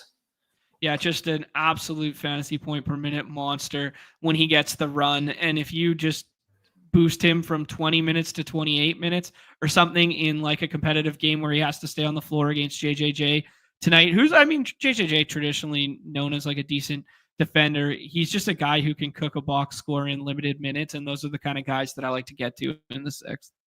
Yeah. I think 28 is in the bag for him. So I mean, they rested him. Like they didn't like sit him because he was hurt. Like it was almost like they knew Klingon was getting rest, and they were kind of like flip flopping these guys. So it really reminds me of Boston, how they treat the big when Zinger and Horford are healthy, and they know they just have like 3 of them, and they know, okay, we just need 2 tonight. Okay, we are playing a back-to-back, preemptively rest 1, get the other guy tomorrow, especially given like Time Lord's injury history. Right. Yeah, that's how I'm playing it, man. It felt very intentional in my opinion. So yeah, I'm gonna have some Time Lord in the 6, man. Respect it, dude. We got Nugs and Knicks there at Denver. The big one here, Nez, is Cat with a Q tag, and Cat with a Q tag in the second round right now, sometimes slipping to the middle third round. What does this spread? We got -3.5 on the Nugs side. What does that tell you about what the markets think about Cat, and what do you personally think about Cat playing tonight? I think he's gonna play. I was trying to game the Q tag with my runs and didn't give Cat a bump because I thought, people would be scared of the Q tag. So hopefully the Cat, I haven't analyzed my Cat teams. I hope and assume that they're at a pretty good value, which is like kind of how I want to play it. And then as I finish my drafts later today, I'm going to give Cat a bump because I think he plays. And, it's a bit of a controversial opinion because everyone that I talk to is like, 3.5. I guess Cat's not playing. Mm-hmm. I think this Knicks team is just not that good right now. Okay. And I mean, the total's 232. The Knicks, this is not like the Knicks defense. Like, do you remember like last year? Kind of talked to him like similar to the Bulls, man. Knicks on the slate. Man, I hate when the Knicks are on the slate. I don't want to take teams against the Knicks. The Knicks are not a good defensive team right now. And the Nuggets, like with their third game back after having Joker in, I think they're better than the Knicks right now, even without Aaron Gordon. So I don't think that this spread equals no Cat. I think if Cat is out, you're going to see it move maybe another point, maybe another 2 points in favor of the Nuggets. Like it's just a little bit of a middling. And yeah, so I'm kind of playing it that way. And Joker, obvious 101. I'm higher on Jamal Murray than the field because I like Jamal Murray when he's got Joker in. I think they pair with one another really well. I like Michael Porter Jr. as well in this spot. I like attacking the Knicks at the moment, man. They just are not striking me as a strong defensive unit right now. So I think it's kind of a sneaky spot for Jamal and MPJ. Interesting. Okay, cool. Yeah, I was kind of treating it almost the opposite there. I was doing like Joker or bust and then wasn't doing a ton. I had Jamal pushed down. I was pushing Siakam and BI over him there, but you kind of threw some cold water on the BI playing narrative, so maybe I got to adjust here. And then I was kind of on the fence that I didn't think Cat was going to go tonight, and that's what the spread and stuff was telling us, which made Hart kind of like a more palatable click in the 5th, 6th round there. I think OG's been playing very well and playing very well defensively, but outside of that, I think you're right. Like this team has been one that traditionally had someone who guarded the paint very well, whether it was Hartenstein, whether it was Mitch Robb, someone like that who protected the rim. And the way we treated the Knicks last year is very similar to the way we treat Orlando right now, where it's like, oh man, that's going to be a gross total. Maybe we'll play a second Orlando piece, but it's Franz or bust kind of thing. Like last year, that's kind of how we treated the Knicks, right? It was like, oh, they're going to put the clamps down kind of deal. These are going to be slower pace games. But with the pace trending upward a little bit and the rim defense not being as good this year for the Knicks, I really respect your take of wanting to get to the auxiliary Nugs, especially without Aaron Gordon there. So I got to start upping my Michael Porter Jr. and Jamal shares, I think, based on that. Right. And plus the game is in Denver too. So like, it's not the craziest thing in the world that if Cat is active, that they would be favored, in my opinion. Yeah. So, and I know that that's deviating because I, talked to some other people and they they're like, I think this means Cat's out. I don't know. Maybe I just have a little bit of a hate boner for the Knicks right now. And I love the Knicks, but I just think that right now they're a little exploitable. I have no idea what a hate boner can look like because the hatred would make it flaccid, no? That's why it's a hate boner. Oh man! Speaking of boners, now we're going to talk about the Kings. We just skip right over the Nets. We nailed it on the projection here, Keith, alluding to the fact that Basketball Monster has 27 minutes for Ja. So I mean that feels good, especially with the total. We just saw the spread there. You can see it moving in real time there. It moved to 10.5, then it moved to 11. So definitely some stuff going on behind the scenes here. Nets and Warriors, man. Golden State's really hard right now. They want to play 12. Kerr says they want to play 12. Kuminga has the Q tag right now. I don't know what you do with that. Wiggins had a really nice game over the weekend there. It's kind of just like Steph or bust for me. Warriors are shooting a lot of threes. They're playing with good pace, but they're also playing really good defense. So I don't know, 12.5 home favorites for Golden State here. I'm kind of only playing Steph, and I kind of have him docked a little bit, and that's it. The Nets side is way more intriguing to me. Let's talk through Warriors first. What do you think about Warriors tonight? Yeah, it's basically just Steph for me, and I'm higher than the field on Steph this season, so I'm gonna have some Steph. Didn't shoot well against the Spurs, but the Spurs, man, like we've kind of talked about it, like that we think that the markets were telling us, or at least Vegas was telling us, that Spurs are not bad. And I mean defensively, dude, they are like a good team. So that game really just like didn't play well, and Steph's box score doesn't look good. Mm-hmm. I don't think the Nets, and maybe I'm like wrong on this. I don't think the Nets, I mean, they're 12.5 point favorites here, right? So like they're one of the best team totals on the slate. I like me some Steph today. And I mean, dude, sorry, I can't think right now with that Kyrie Q tag. That's what I was pointing you at. I can't fucking think straight. Yeah, so we just got a big bomb here. We got a Kyrie Q tag, one that we just talked through, where his projection was popping, and we had the Clay Q, and we got no Luka, and now all of a sudden we got a midday downgrade Q tag. It's considered midday get downgrade because they've already submitted a report. So this would be the second iteration of their report. PJ Washington's going to start popping in the last there. You can see on our screen here at Unabated that the Hawks have been kind of removed from some books, and they've shifted to 4 now. They were 2.5 point favorites. Now they've shifted to 4 in some spots. So, yeah, maybe no Quentin Grimes there as well. So, I mean, Mavs could be really thin tonight. You kind of want to go back to Mavs for half a second here. I guess Kyrie's going to start. Yeah, Kyrie's going to start falling to, he was getting pushed up to that 1-2 turn. Now all of a sudden he's going to start falling to like the BI third round range potentially. The Grimes doubtful matters because he's been starting without Luka there. Clay Q tag. I mean, did it just become Najee Marshall, Jaden Hardy night? Like what are we thinking here, dude? I don't think anybody's going to take Najee Marshall after we called him. You got all the heat for it, but you called it.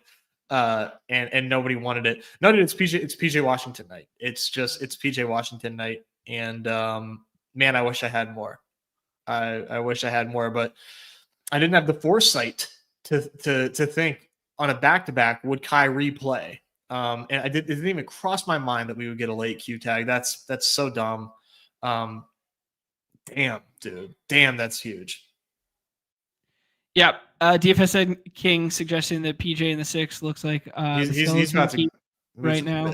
He's about to move to the 5th. Yeah, he's going to start going in every draft as of now. Is there any like auxiliary piece that you would want to get to or potentially swap to? Because Hawks are still like a half decent matchup with pace up. There's still a 230 plus total here, showing the most recent one is 234.5. It was at 236.5 a couple minutes ago. So I don't know. Is there still going to be someone you want to scroll to here? Like, I don't know. Does Jaden Hardy start now? Have a handling role? A guy I that don't have any. I don't have any interest in Hardy. Okay. Honestly, dude, this is Dinwiddie? so gross. It's Dinwiddie. I think Dinwiddie is the one that you start to take a hard look at because he's been playing a lot more. They've been using him a lot more. You know, we're not too far removed from Dinwiddie being in our top 36 on these slates. It's true, man. He might have a better ceiling than Najee on here. I agree. Yeah, I got to think about this, man. But I think we can consider Dinwiddie. I'm not drafting him yet. Okay. but yeah, he's a swap candidate for sure. Okay. Yeah, these midday cues tend to never age well. The illness tag ones tend to be kind of like 50-50, but I'd be interested to see. I actually will look at what the conditional odds that Fan just set on Unabated will be for the likelihood of Kyrie playing right now. Let's see.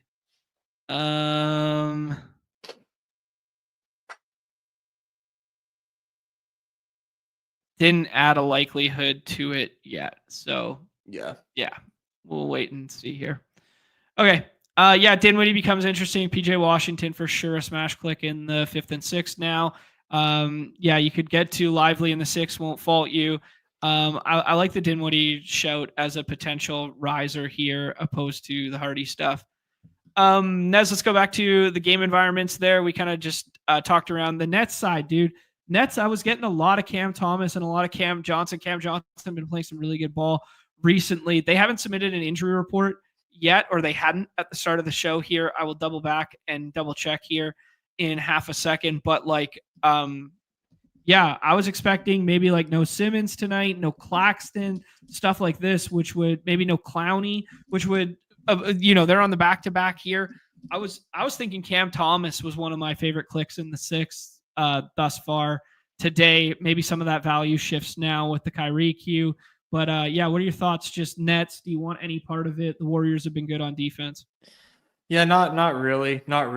Okay.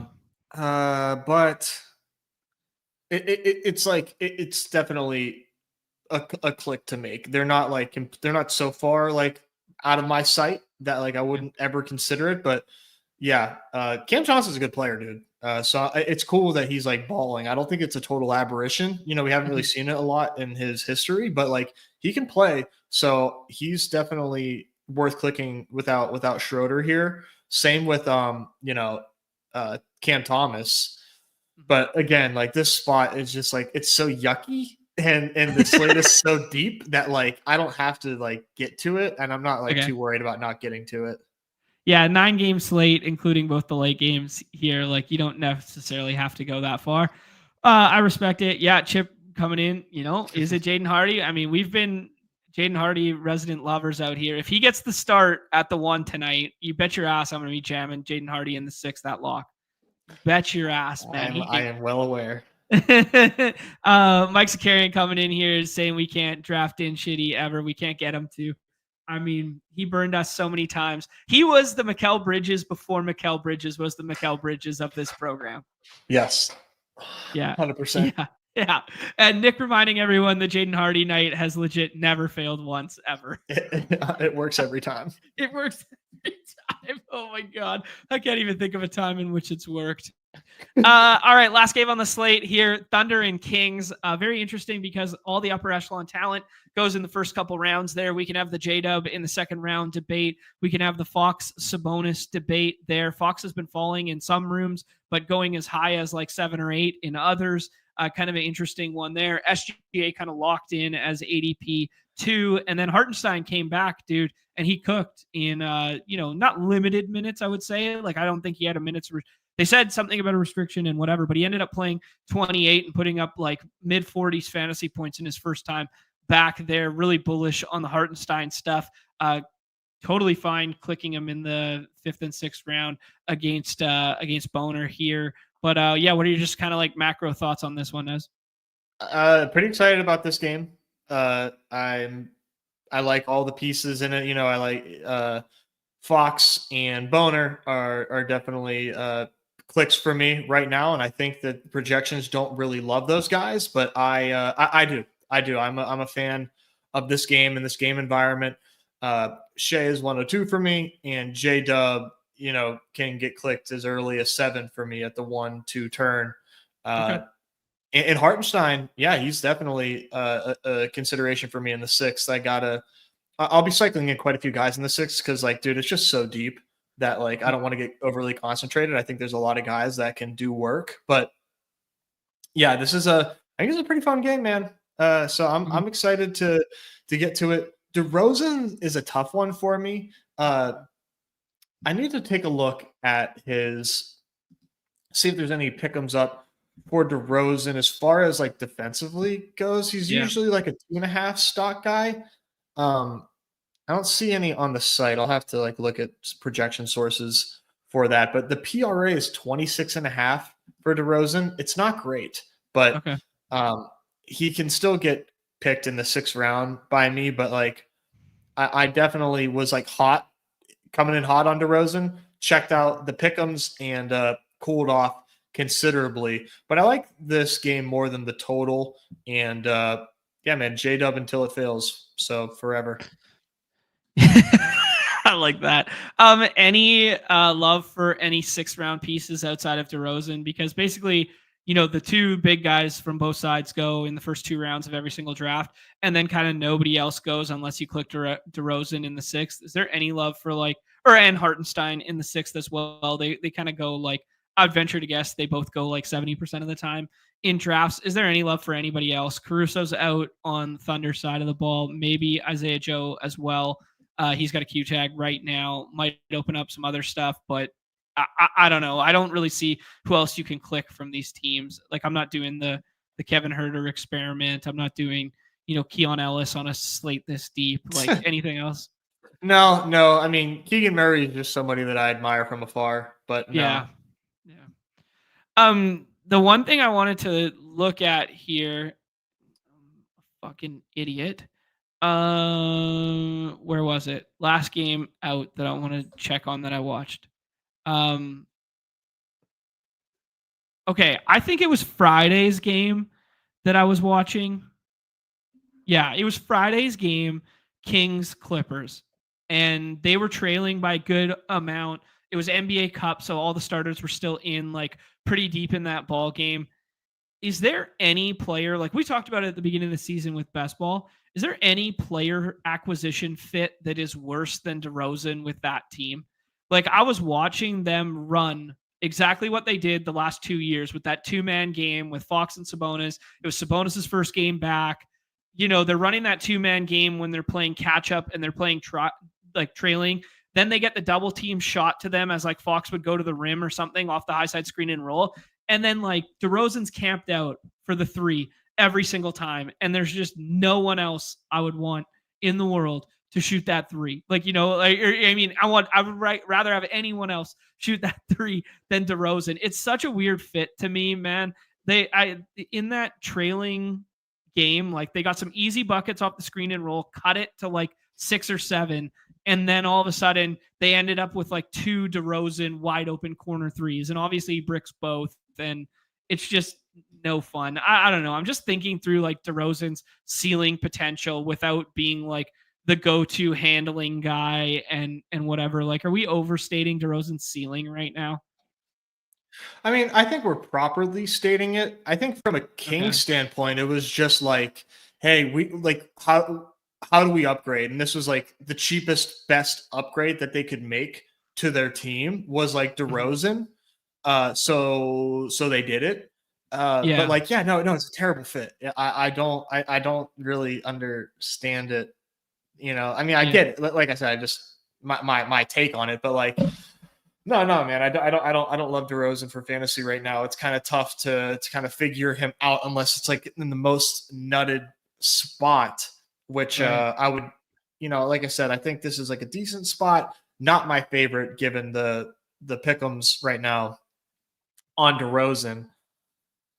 It's just so clearly awkward, right? It's just like he keeps going into these crowded situations, and I mean, like, yeah, He's ring chasing. He's trying to find a good spot to be like a ring chase guy that still is good enough to get paid enough to be like the third option on the team. Like that's basically what he's, trading off for here, because he's had a bad run out the last couple of years, getting traded for the Kawhi stuff, then being on non-contenders for 2 years. Like he wants to be in a competitive contending environment, right? So yeah, they're missing Monk in a big way too, as Tuna alludes to in the chat here. Goat Hop Grower with an interesting comp that like Fox and DeMar is kind of like Garland and Mitchell were last year. And then now with the new coaching staff and playing a little bit faster, they've started staggering those minutes and it feels better. I don't know, maybe DeMar getting staggered with that second unit feels a little bit better, but Fox was just so effing hot with Sabonis out that it, you couldn't take him off the floor even when it was like second unit time. Yeah, I mean, I'm not going to pretend like I'm an expert on DeMar's defense, right? But yeah, offensively, man, he's just such a weird fit for any team. Yeah, I mean, it's because he plays a brand of basketball that's kind of died in the NBA, right? But he's the best one at it. Yeah, what's kind of similar to that really is Wiggins. Wiggins is kind of similar to that. Wiggins is kind of like the next generation's DeMar. Yeah. Like he attacks it's a pretty good call. Yeah. All right, we hopped in one here, Nez, after we talked through the whole slate there. That was a loaded one. We got Crutches in here. We got Vin Deep in here. I know Chad watches the program. And then we got two non-badgers, Josh and Jensen. Say what up if you guys are hanging out. Here, Nez, we roll that 106 where I think me and you are hoping Franz falls to, and we can kind of get over on that one. Yeah. But then I got to ask you the question, because you said you wouldn't fault people pushing up J-Dub to 7 here. The projections won't agree with you on that one, but never J-Dub until, or always J-Dub until never J-Dub kind of thing, as you alluded to. But we'll have probably a decision about this kind of Boner, Trey, what to do with Kyrie. I imagine if I refresh, we'll get the Q tag on Kyrie. We should at least. Yeah, there we go. And then, you could start talking about some Brunson stuff if you think Cat sits. Fox, maybe the chat's suggesting that Fox has a top 5 player tonight. That's bullish. Yeah, what do you like, dude? Well, we will see. We might get Franz though. It depends, man. I always hold my breath when we get these no badge players, because like they're so live to just do some crazy shit. Yeah, every time. Sure. Yeah. Chip saying that DeMar should time travel back to the 90s. Yep, that would be a perfect fit for him. Yep. Here's a good one.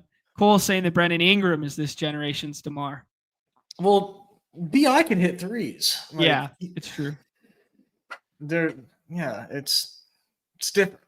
Yeah, it's different, man. DeMar he's just like a slow play, like offensively. It's just like it's weird, man. It's weird. All right, cool. Check it out. Yeah, Sabonis goes there. So we get Franz to fall here. Do you like the Franz plus Trey combo? Yeah, I think it's what I would do. Okay, sounds good to me. I do have a hard time taking J-Dub over Trey. I will say that. Some of these other guys I could push up before I push up J-Dub. I think I will try to maybe get ahead of the Brunson stuff if we don't think Cat's going tonight. Yeah, the Scotty Barnes one's a really interesting ADP. We talked through it a little bit there before. Chip saying that he's got 40% Brunson, so he hopes Cat sits. Definitely a way to attack this slate. Keith said he did a draft tonight. There we go. We got him now. Silver bullet. He's going to single bullet everything, right? He's like, watch him win tonight. Dude, can you imagine? That'd be the best bit in the world. Holy just crap. Roll in and single bullet every night. That would be insane. Oh, shit. Yeah, kind of standard issue draft thus far. Interesting to see Kyrie with the Q tag still going at 9, but we don't really get a sense because it's a non-badge player. He might just not be privy to the news that it's a downgrade. He might just be treating it as the natural Q. So be interested for anyone in the chat. I mean, we got 200 plus of us hanging out here to just chime in where they've seen Kyrie fall to thus far. Yeah. Harden runs off there. Cat goes. Jalen Brunson going one behind Cat there. Steph goes at 16. 17 is up here. We got Hallie with the homecoming narrative, but it is a back-to-back missing people. He just went. Pirtle, Brennan, Miller. You don't think BI plays tonight? We could do the Jaren Jackson Jr. push up. Jaylen Brown. Who do you like, Nez? I think I like Pirtle. Okay. For one, just thinking through this. This next one is interesting. It's probably JB, man, but like, okay. I hold my reservations, but I think it's just Jaylen Brown. Cool. Yeah, I mean, I like Jaylen Brown a little bit more than you do tonight, like just in general. I've been taking him, so I'm fine with him there for sure. I think I had him at 15 in my ranks, so when he falls back, I like that one. Yeah, Brandon Miller, I mean, we saw him with a game winner 2 nights ago and then play really well in the overtime game there alongside Melo. It does just feel like Melo night, though. I think if I was going to start pushing guys up around here, I would contemplate JJJ at that spot. I would contemplate RJ. I would contemplate Jamal Murray now that you've kind of shed some light on that situation for me. Getting over Pascal, not a terrible idea with, Turner with the Q tag and some of those other teammates. Another one we didn't talk about is Benny Math. What's going on there? I'm not sure. I mean, he's he's just a good player, like he fills it up and gets boards. That's really it. But like, he's kind of, he reminds, I mean, they're different players completely, but just like, I just like associate him and Jaden Ivey as like the same player. You know what I mean? Just like secondary pieces of like these 2 Midwest teams that like go undervalued in the 6th round on most slates. Yeah. But they do different shit, obviously. But like Benny is just like a fine player, but I'm probably not going to have him tonight. Okay. On this one. Yeah, good reminder for everyone with the Pacers stuff with the Q tag on the back-to-back to Miles Turner. Kind of status quo for them. Like a Pacers Q tag to me is weighted at like 40% of like someone else's Q tag.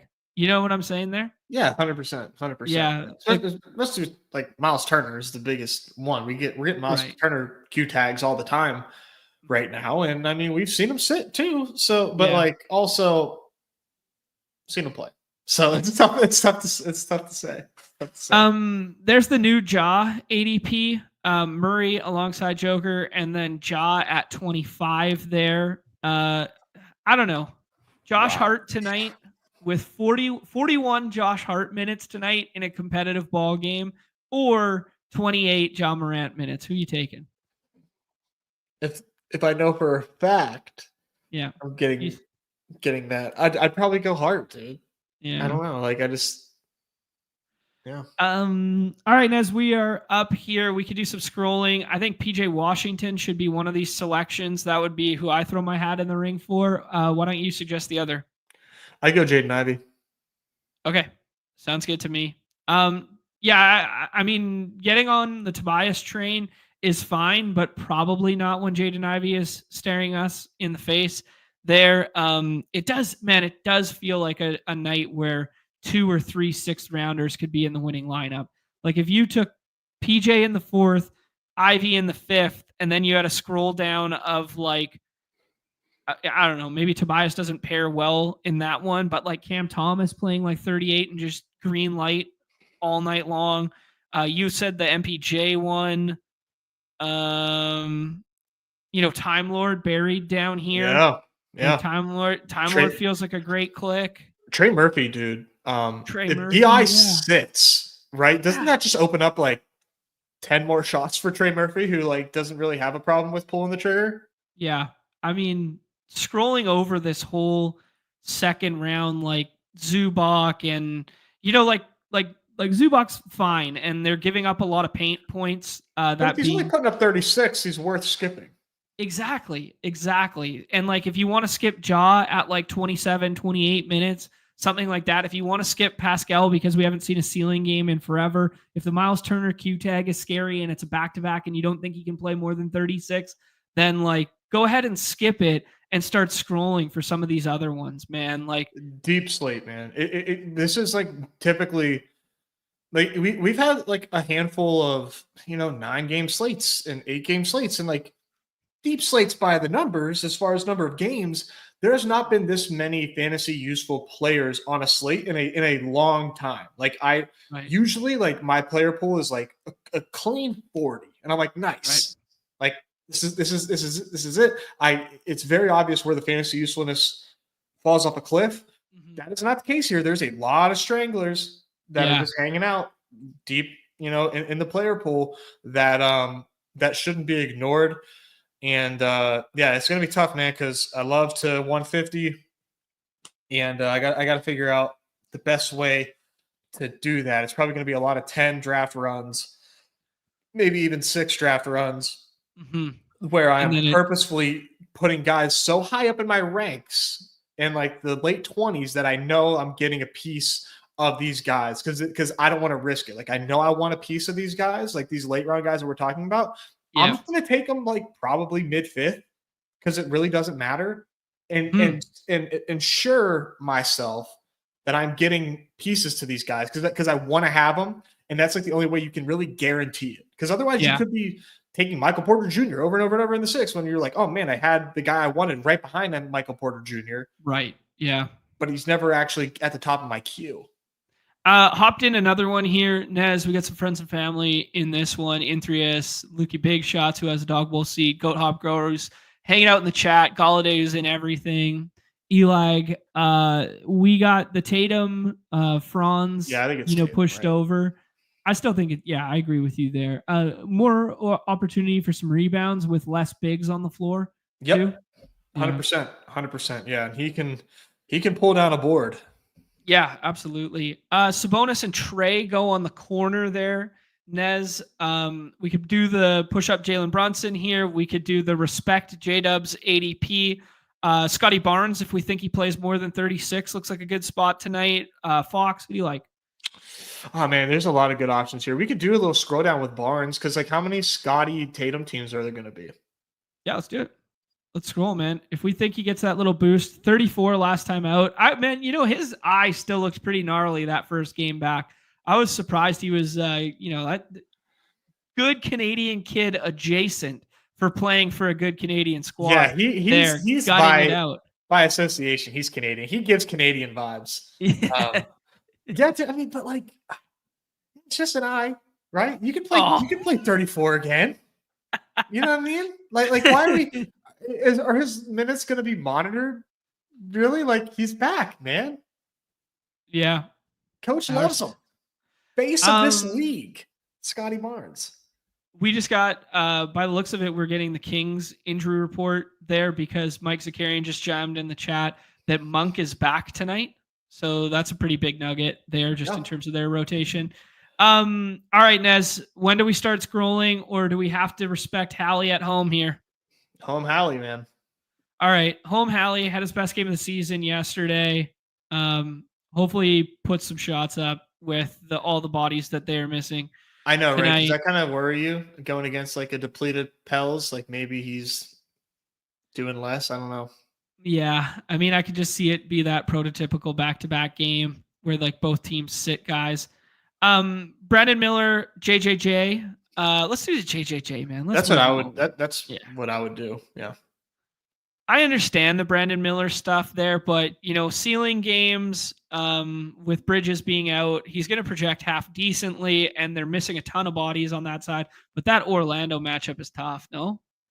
100%, man. 100%. This is. I'm going to have like almost no Brandon Miller tonight, and I feel like I'm on record as being a Brandon Miller guy. Like I was always trying to do Brandon Miller in the worst spots, but this is not a good spot, man. And it's a deep slate. Like Brandon Miller, if he hadn't just put up like 40 points 3 times in a row, he'd be like, oh, nice. Like, let's do Brandon Miller in the 6th. I think it's a good spot, without, not a good matchup. But like now we're like taking him in the 4th every time.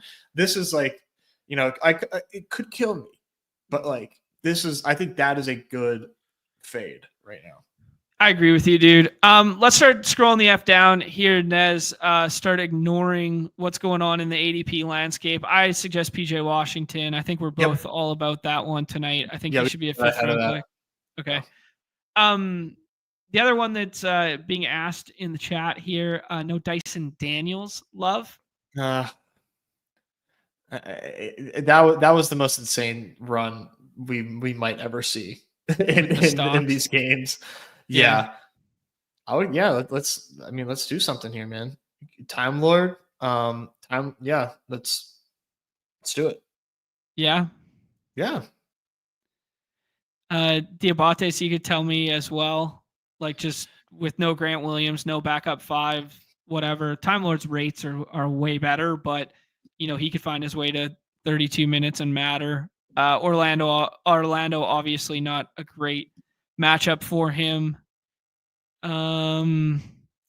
Trigger Trey was another option there. 38 minutes last time out. Yeah, Trey Murphy's gonna pop a little bit for me. I already know that. CJ, I'm a little scared of, like, that he would be the first guy they pull just because the depth of their team right now, depth in quotations, is at the guard position. You could get Boston out there. You could get Alfred Payton out there for the handling. I think there'll be a soft minutes restriction on CJ tonight, like 28. Yeah. This is a team whose season is very much in the developmental stage of things. Right. They are chilling until they get their pieces back, and then maybe they can make a run. CJ is not in my player pool tonight. Yeah. Yeah, we just keep fading Dyson until it hurts us. Oh, man. Run the Sims for us, Pat. Let us know. Yeah, Pat, say what up, dude. Did you take down something on Redacted over the weekend? I want to say he did. Maybe it wasn't the 555 milli. I know that much. Yeah, shout out Awesemo, man. Fuck. Just goats staying goats. Okay, I want to jump into what Zakarian just said here about the Monk thing being back. On track to play was the most recent update from them. I just want to make sure see the official injury report is still 3:30, right? Yeah, we haven't got an official one, but that's the most recent nugget from both Unabated and Underdog. So, yeah. Oh, there you go. Won the Deposit Kingdom League on Redacted. Shout out, man. Nice. Oh, let's go. Congrats. Awesome. All right, Nez. Pretty good one there. I think we should tie a bow on it. I think we should filibuster 3 more minutes for the algorithm's sake here. So I would ask you, what potential pick'ems could we get ahead of tonight? We already got our Monday Night Football one. If you guys missed the Monday Night Football one, shout out to our guy Keith from the Dog Bowl there, who qualified on a single bullet. Go back, watch the interview at the beginning. It was it was really good. It was a lot of fun.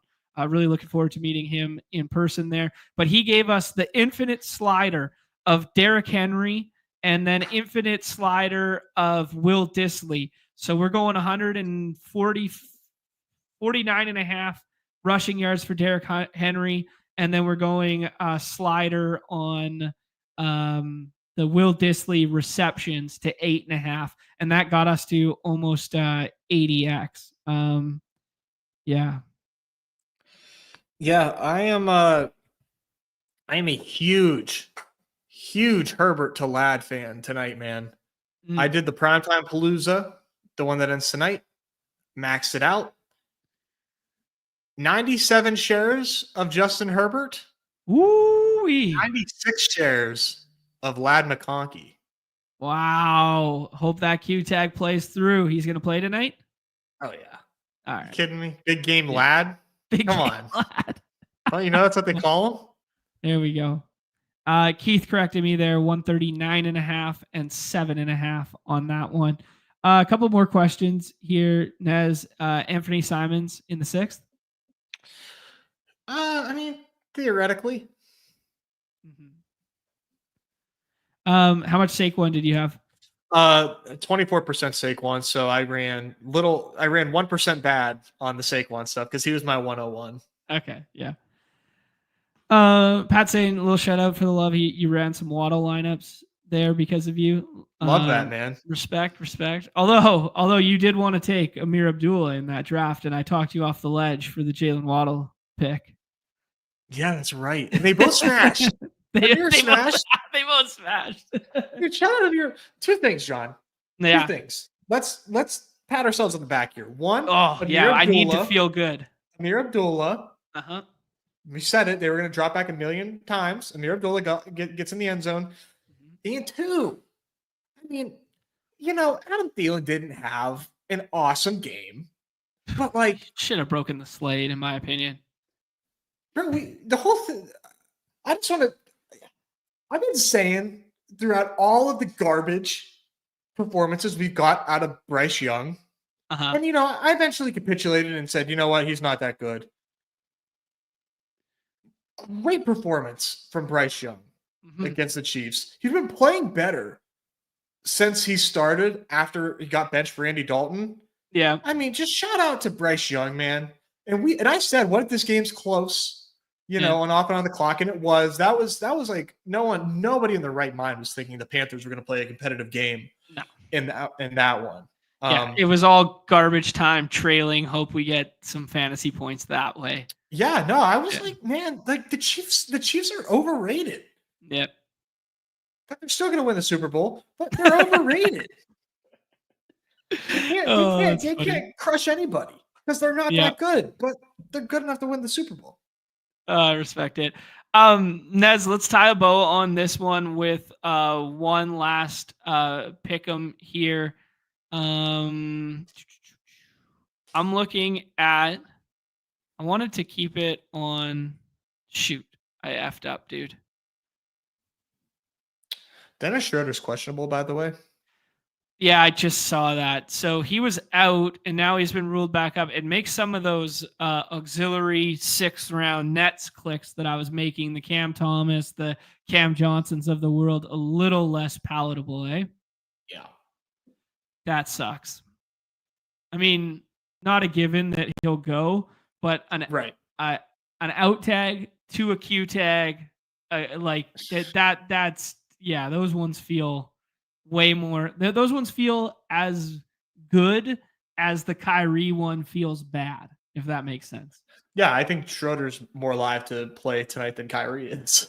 Right. Yeah, I'd agree with you there. If I had to attribute a percentage to it, for sure. This is Mr. Good Boy, huh?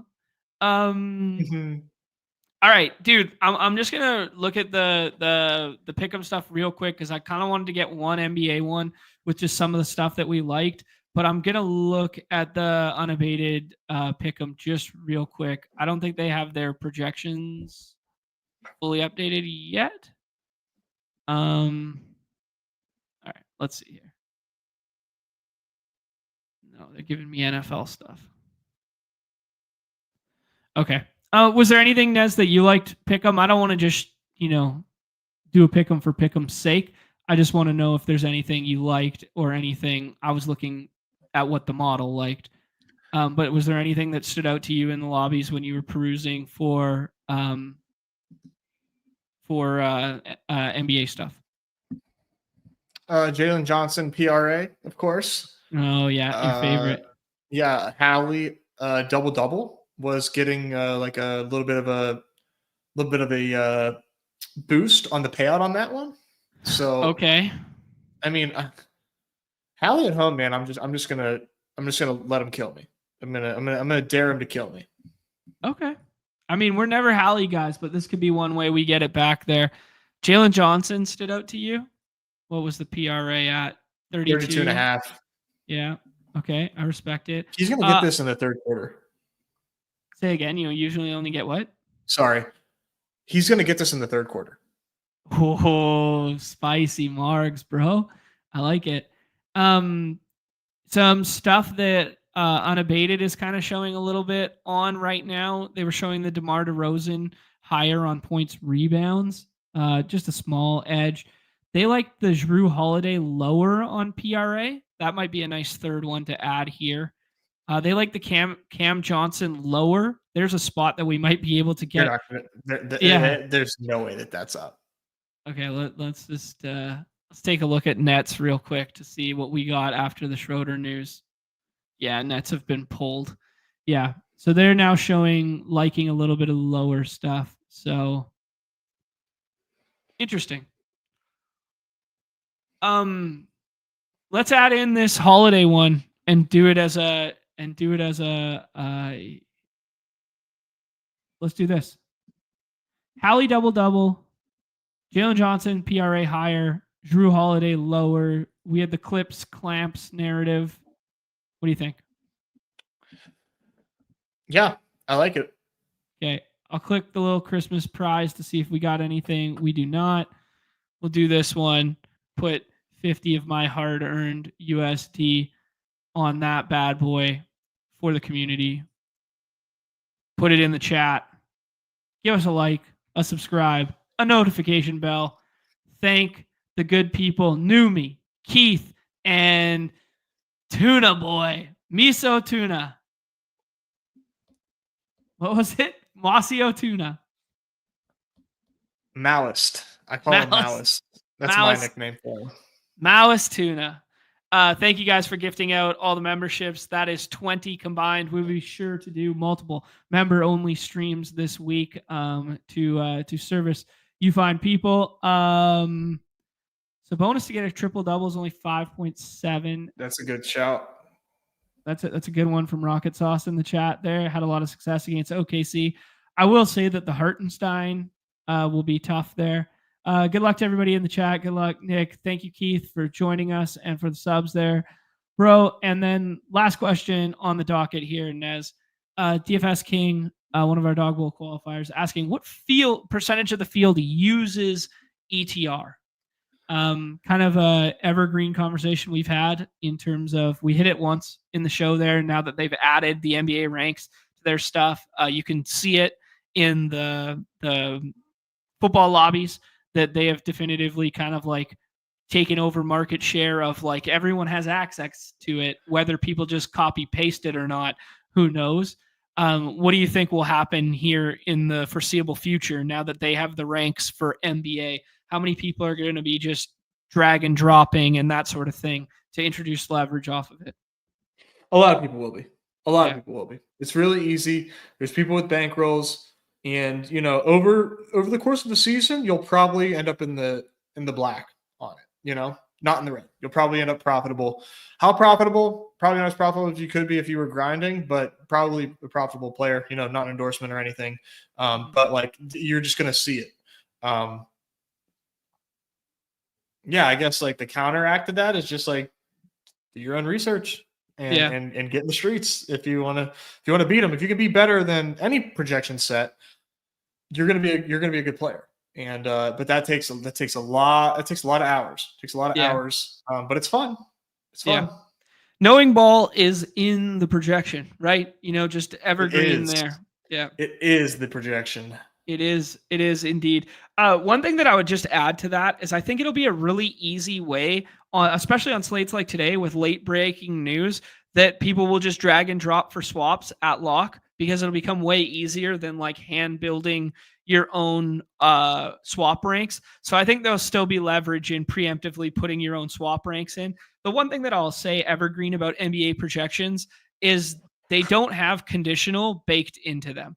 Right? So they don't have conditional of, this person gets boosted if X person is out. They don't have that. Right now, if the projection says Kyrie is in, Kyrie is in. Now, if Kyrie is out, the human element is before the projection gets updated. Maybe those projections never get updated before lock and we're just caught with our pants down. Or you can do the conditional projection in your own mind of like, okay, well, that'll boost the rates of so-and-so. That'll boost the rates of, okay, now we got to start taking Dinwiddie. Now we got to start taking PJ Washington. So like that element, that human element will never be removed from our games. That they are kind of removed on Redacted because Redacted, you always have the news first, right? Yeah. No, it's, Yeah. I mean, I don't really have anything to add to that. I mean, you just summarized it really well. I mean, it's part of the process, Yeah. Absolutely. A good summation of it from Pat here that lists like all my friends who like casually play DFS like hardly know what ETR is. Like they just fire for fun. So maybe there is still like a little counterbalance between how big is the pool versus how many of us in this community versus how many recreationals are simply firing, right? If you had to chalk it up in terms of total entries in an NBA slate on a given night, I think it's probably the pool is comprised of 85% sickos that are like maxers. What do you think? Yeah, that's probably a pretty big overstatement. It feels like it, but I would probably say over half. But Over half, I think not that far. Yeah, no, I don't think it's quite that far. I think it'd shock you, probably. Okay, Which sounds would, good. Make you want to play every day. Yeah. It's why I max, man. It's why I Right. max. You can feel it. Yeah, Mr. Good Boy, he knows what time it is. He's waiting patiently. Yeah, there you go. Chip just saying, Evergreen, just draft the best players. There is everybody's Simple. last nugget to close the show on. Just simply draft the best players. I will be back tomorrow, hopefully with Nez, maybe not with Nez. I will keep you guys posted on what'll be done tomorrow. But we got an NBA Cup day and we got the turkey to go through. So those will be the two things on the docket. I just saw a great comment in the chat to close it out. Oh, I love it. You guys can admire at your own accord. On behalf of Nez and myself, thank you, Keith, for joining. Thank you for everyone who gifted out subs today. We'll be back tomorrow, probably paywall. Everybody's favorite time of the show. The end. Peace.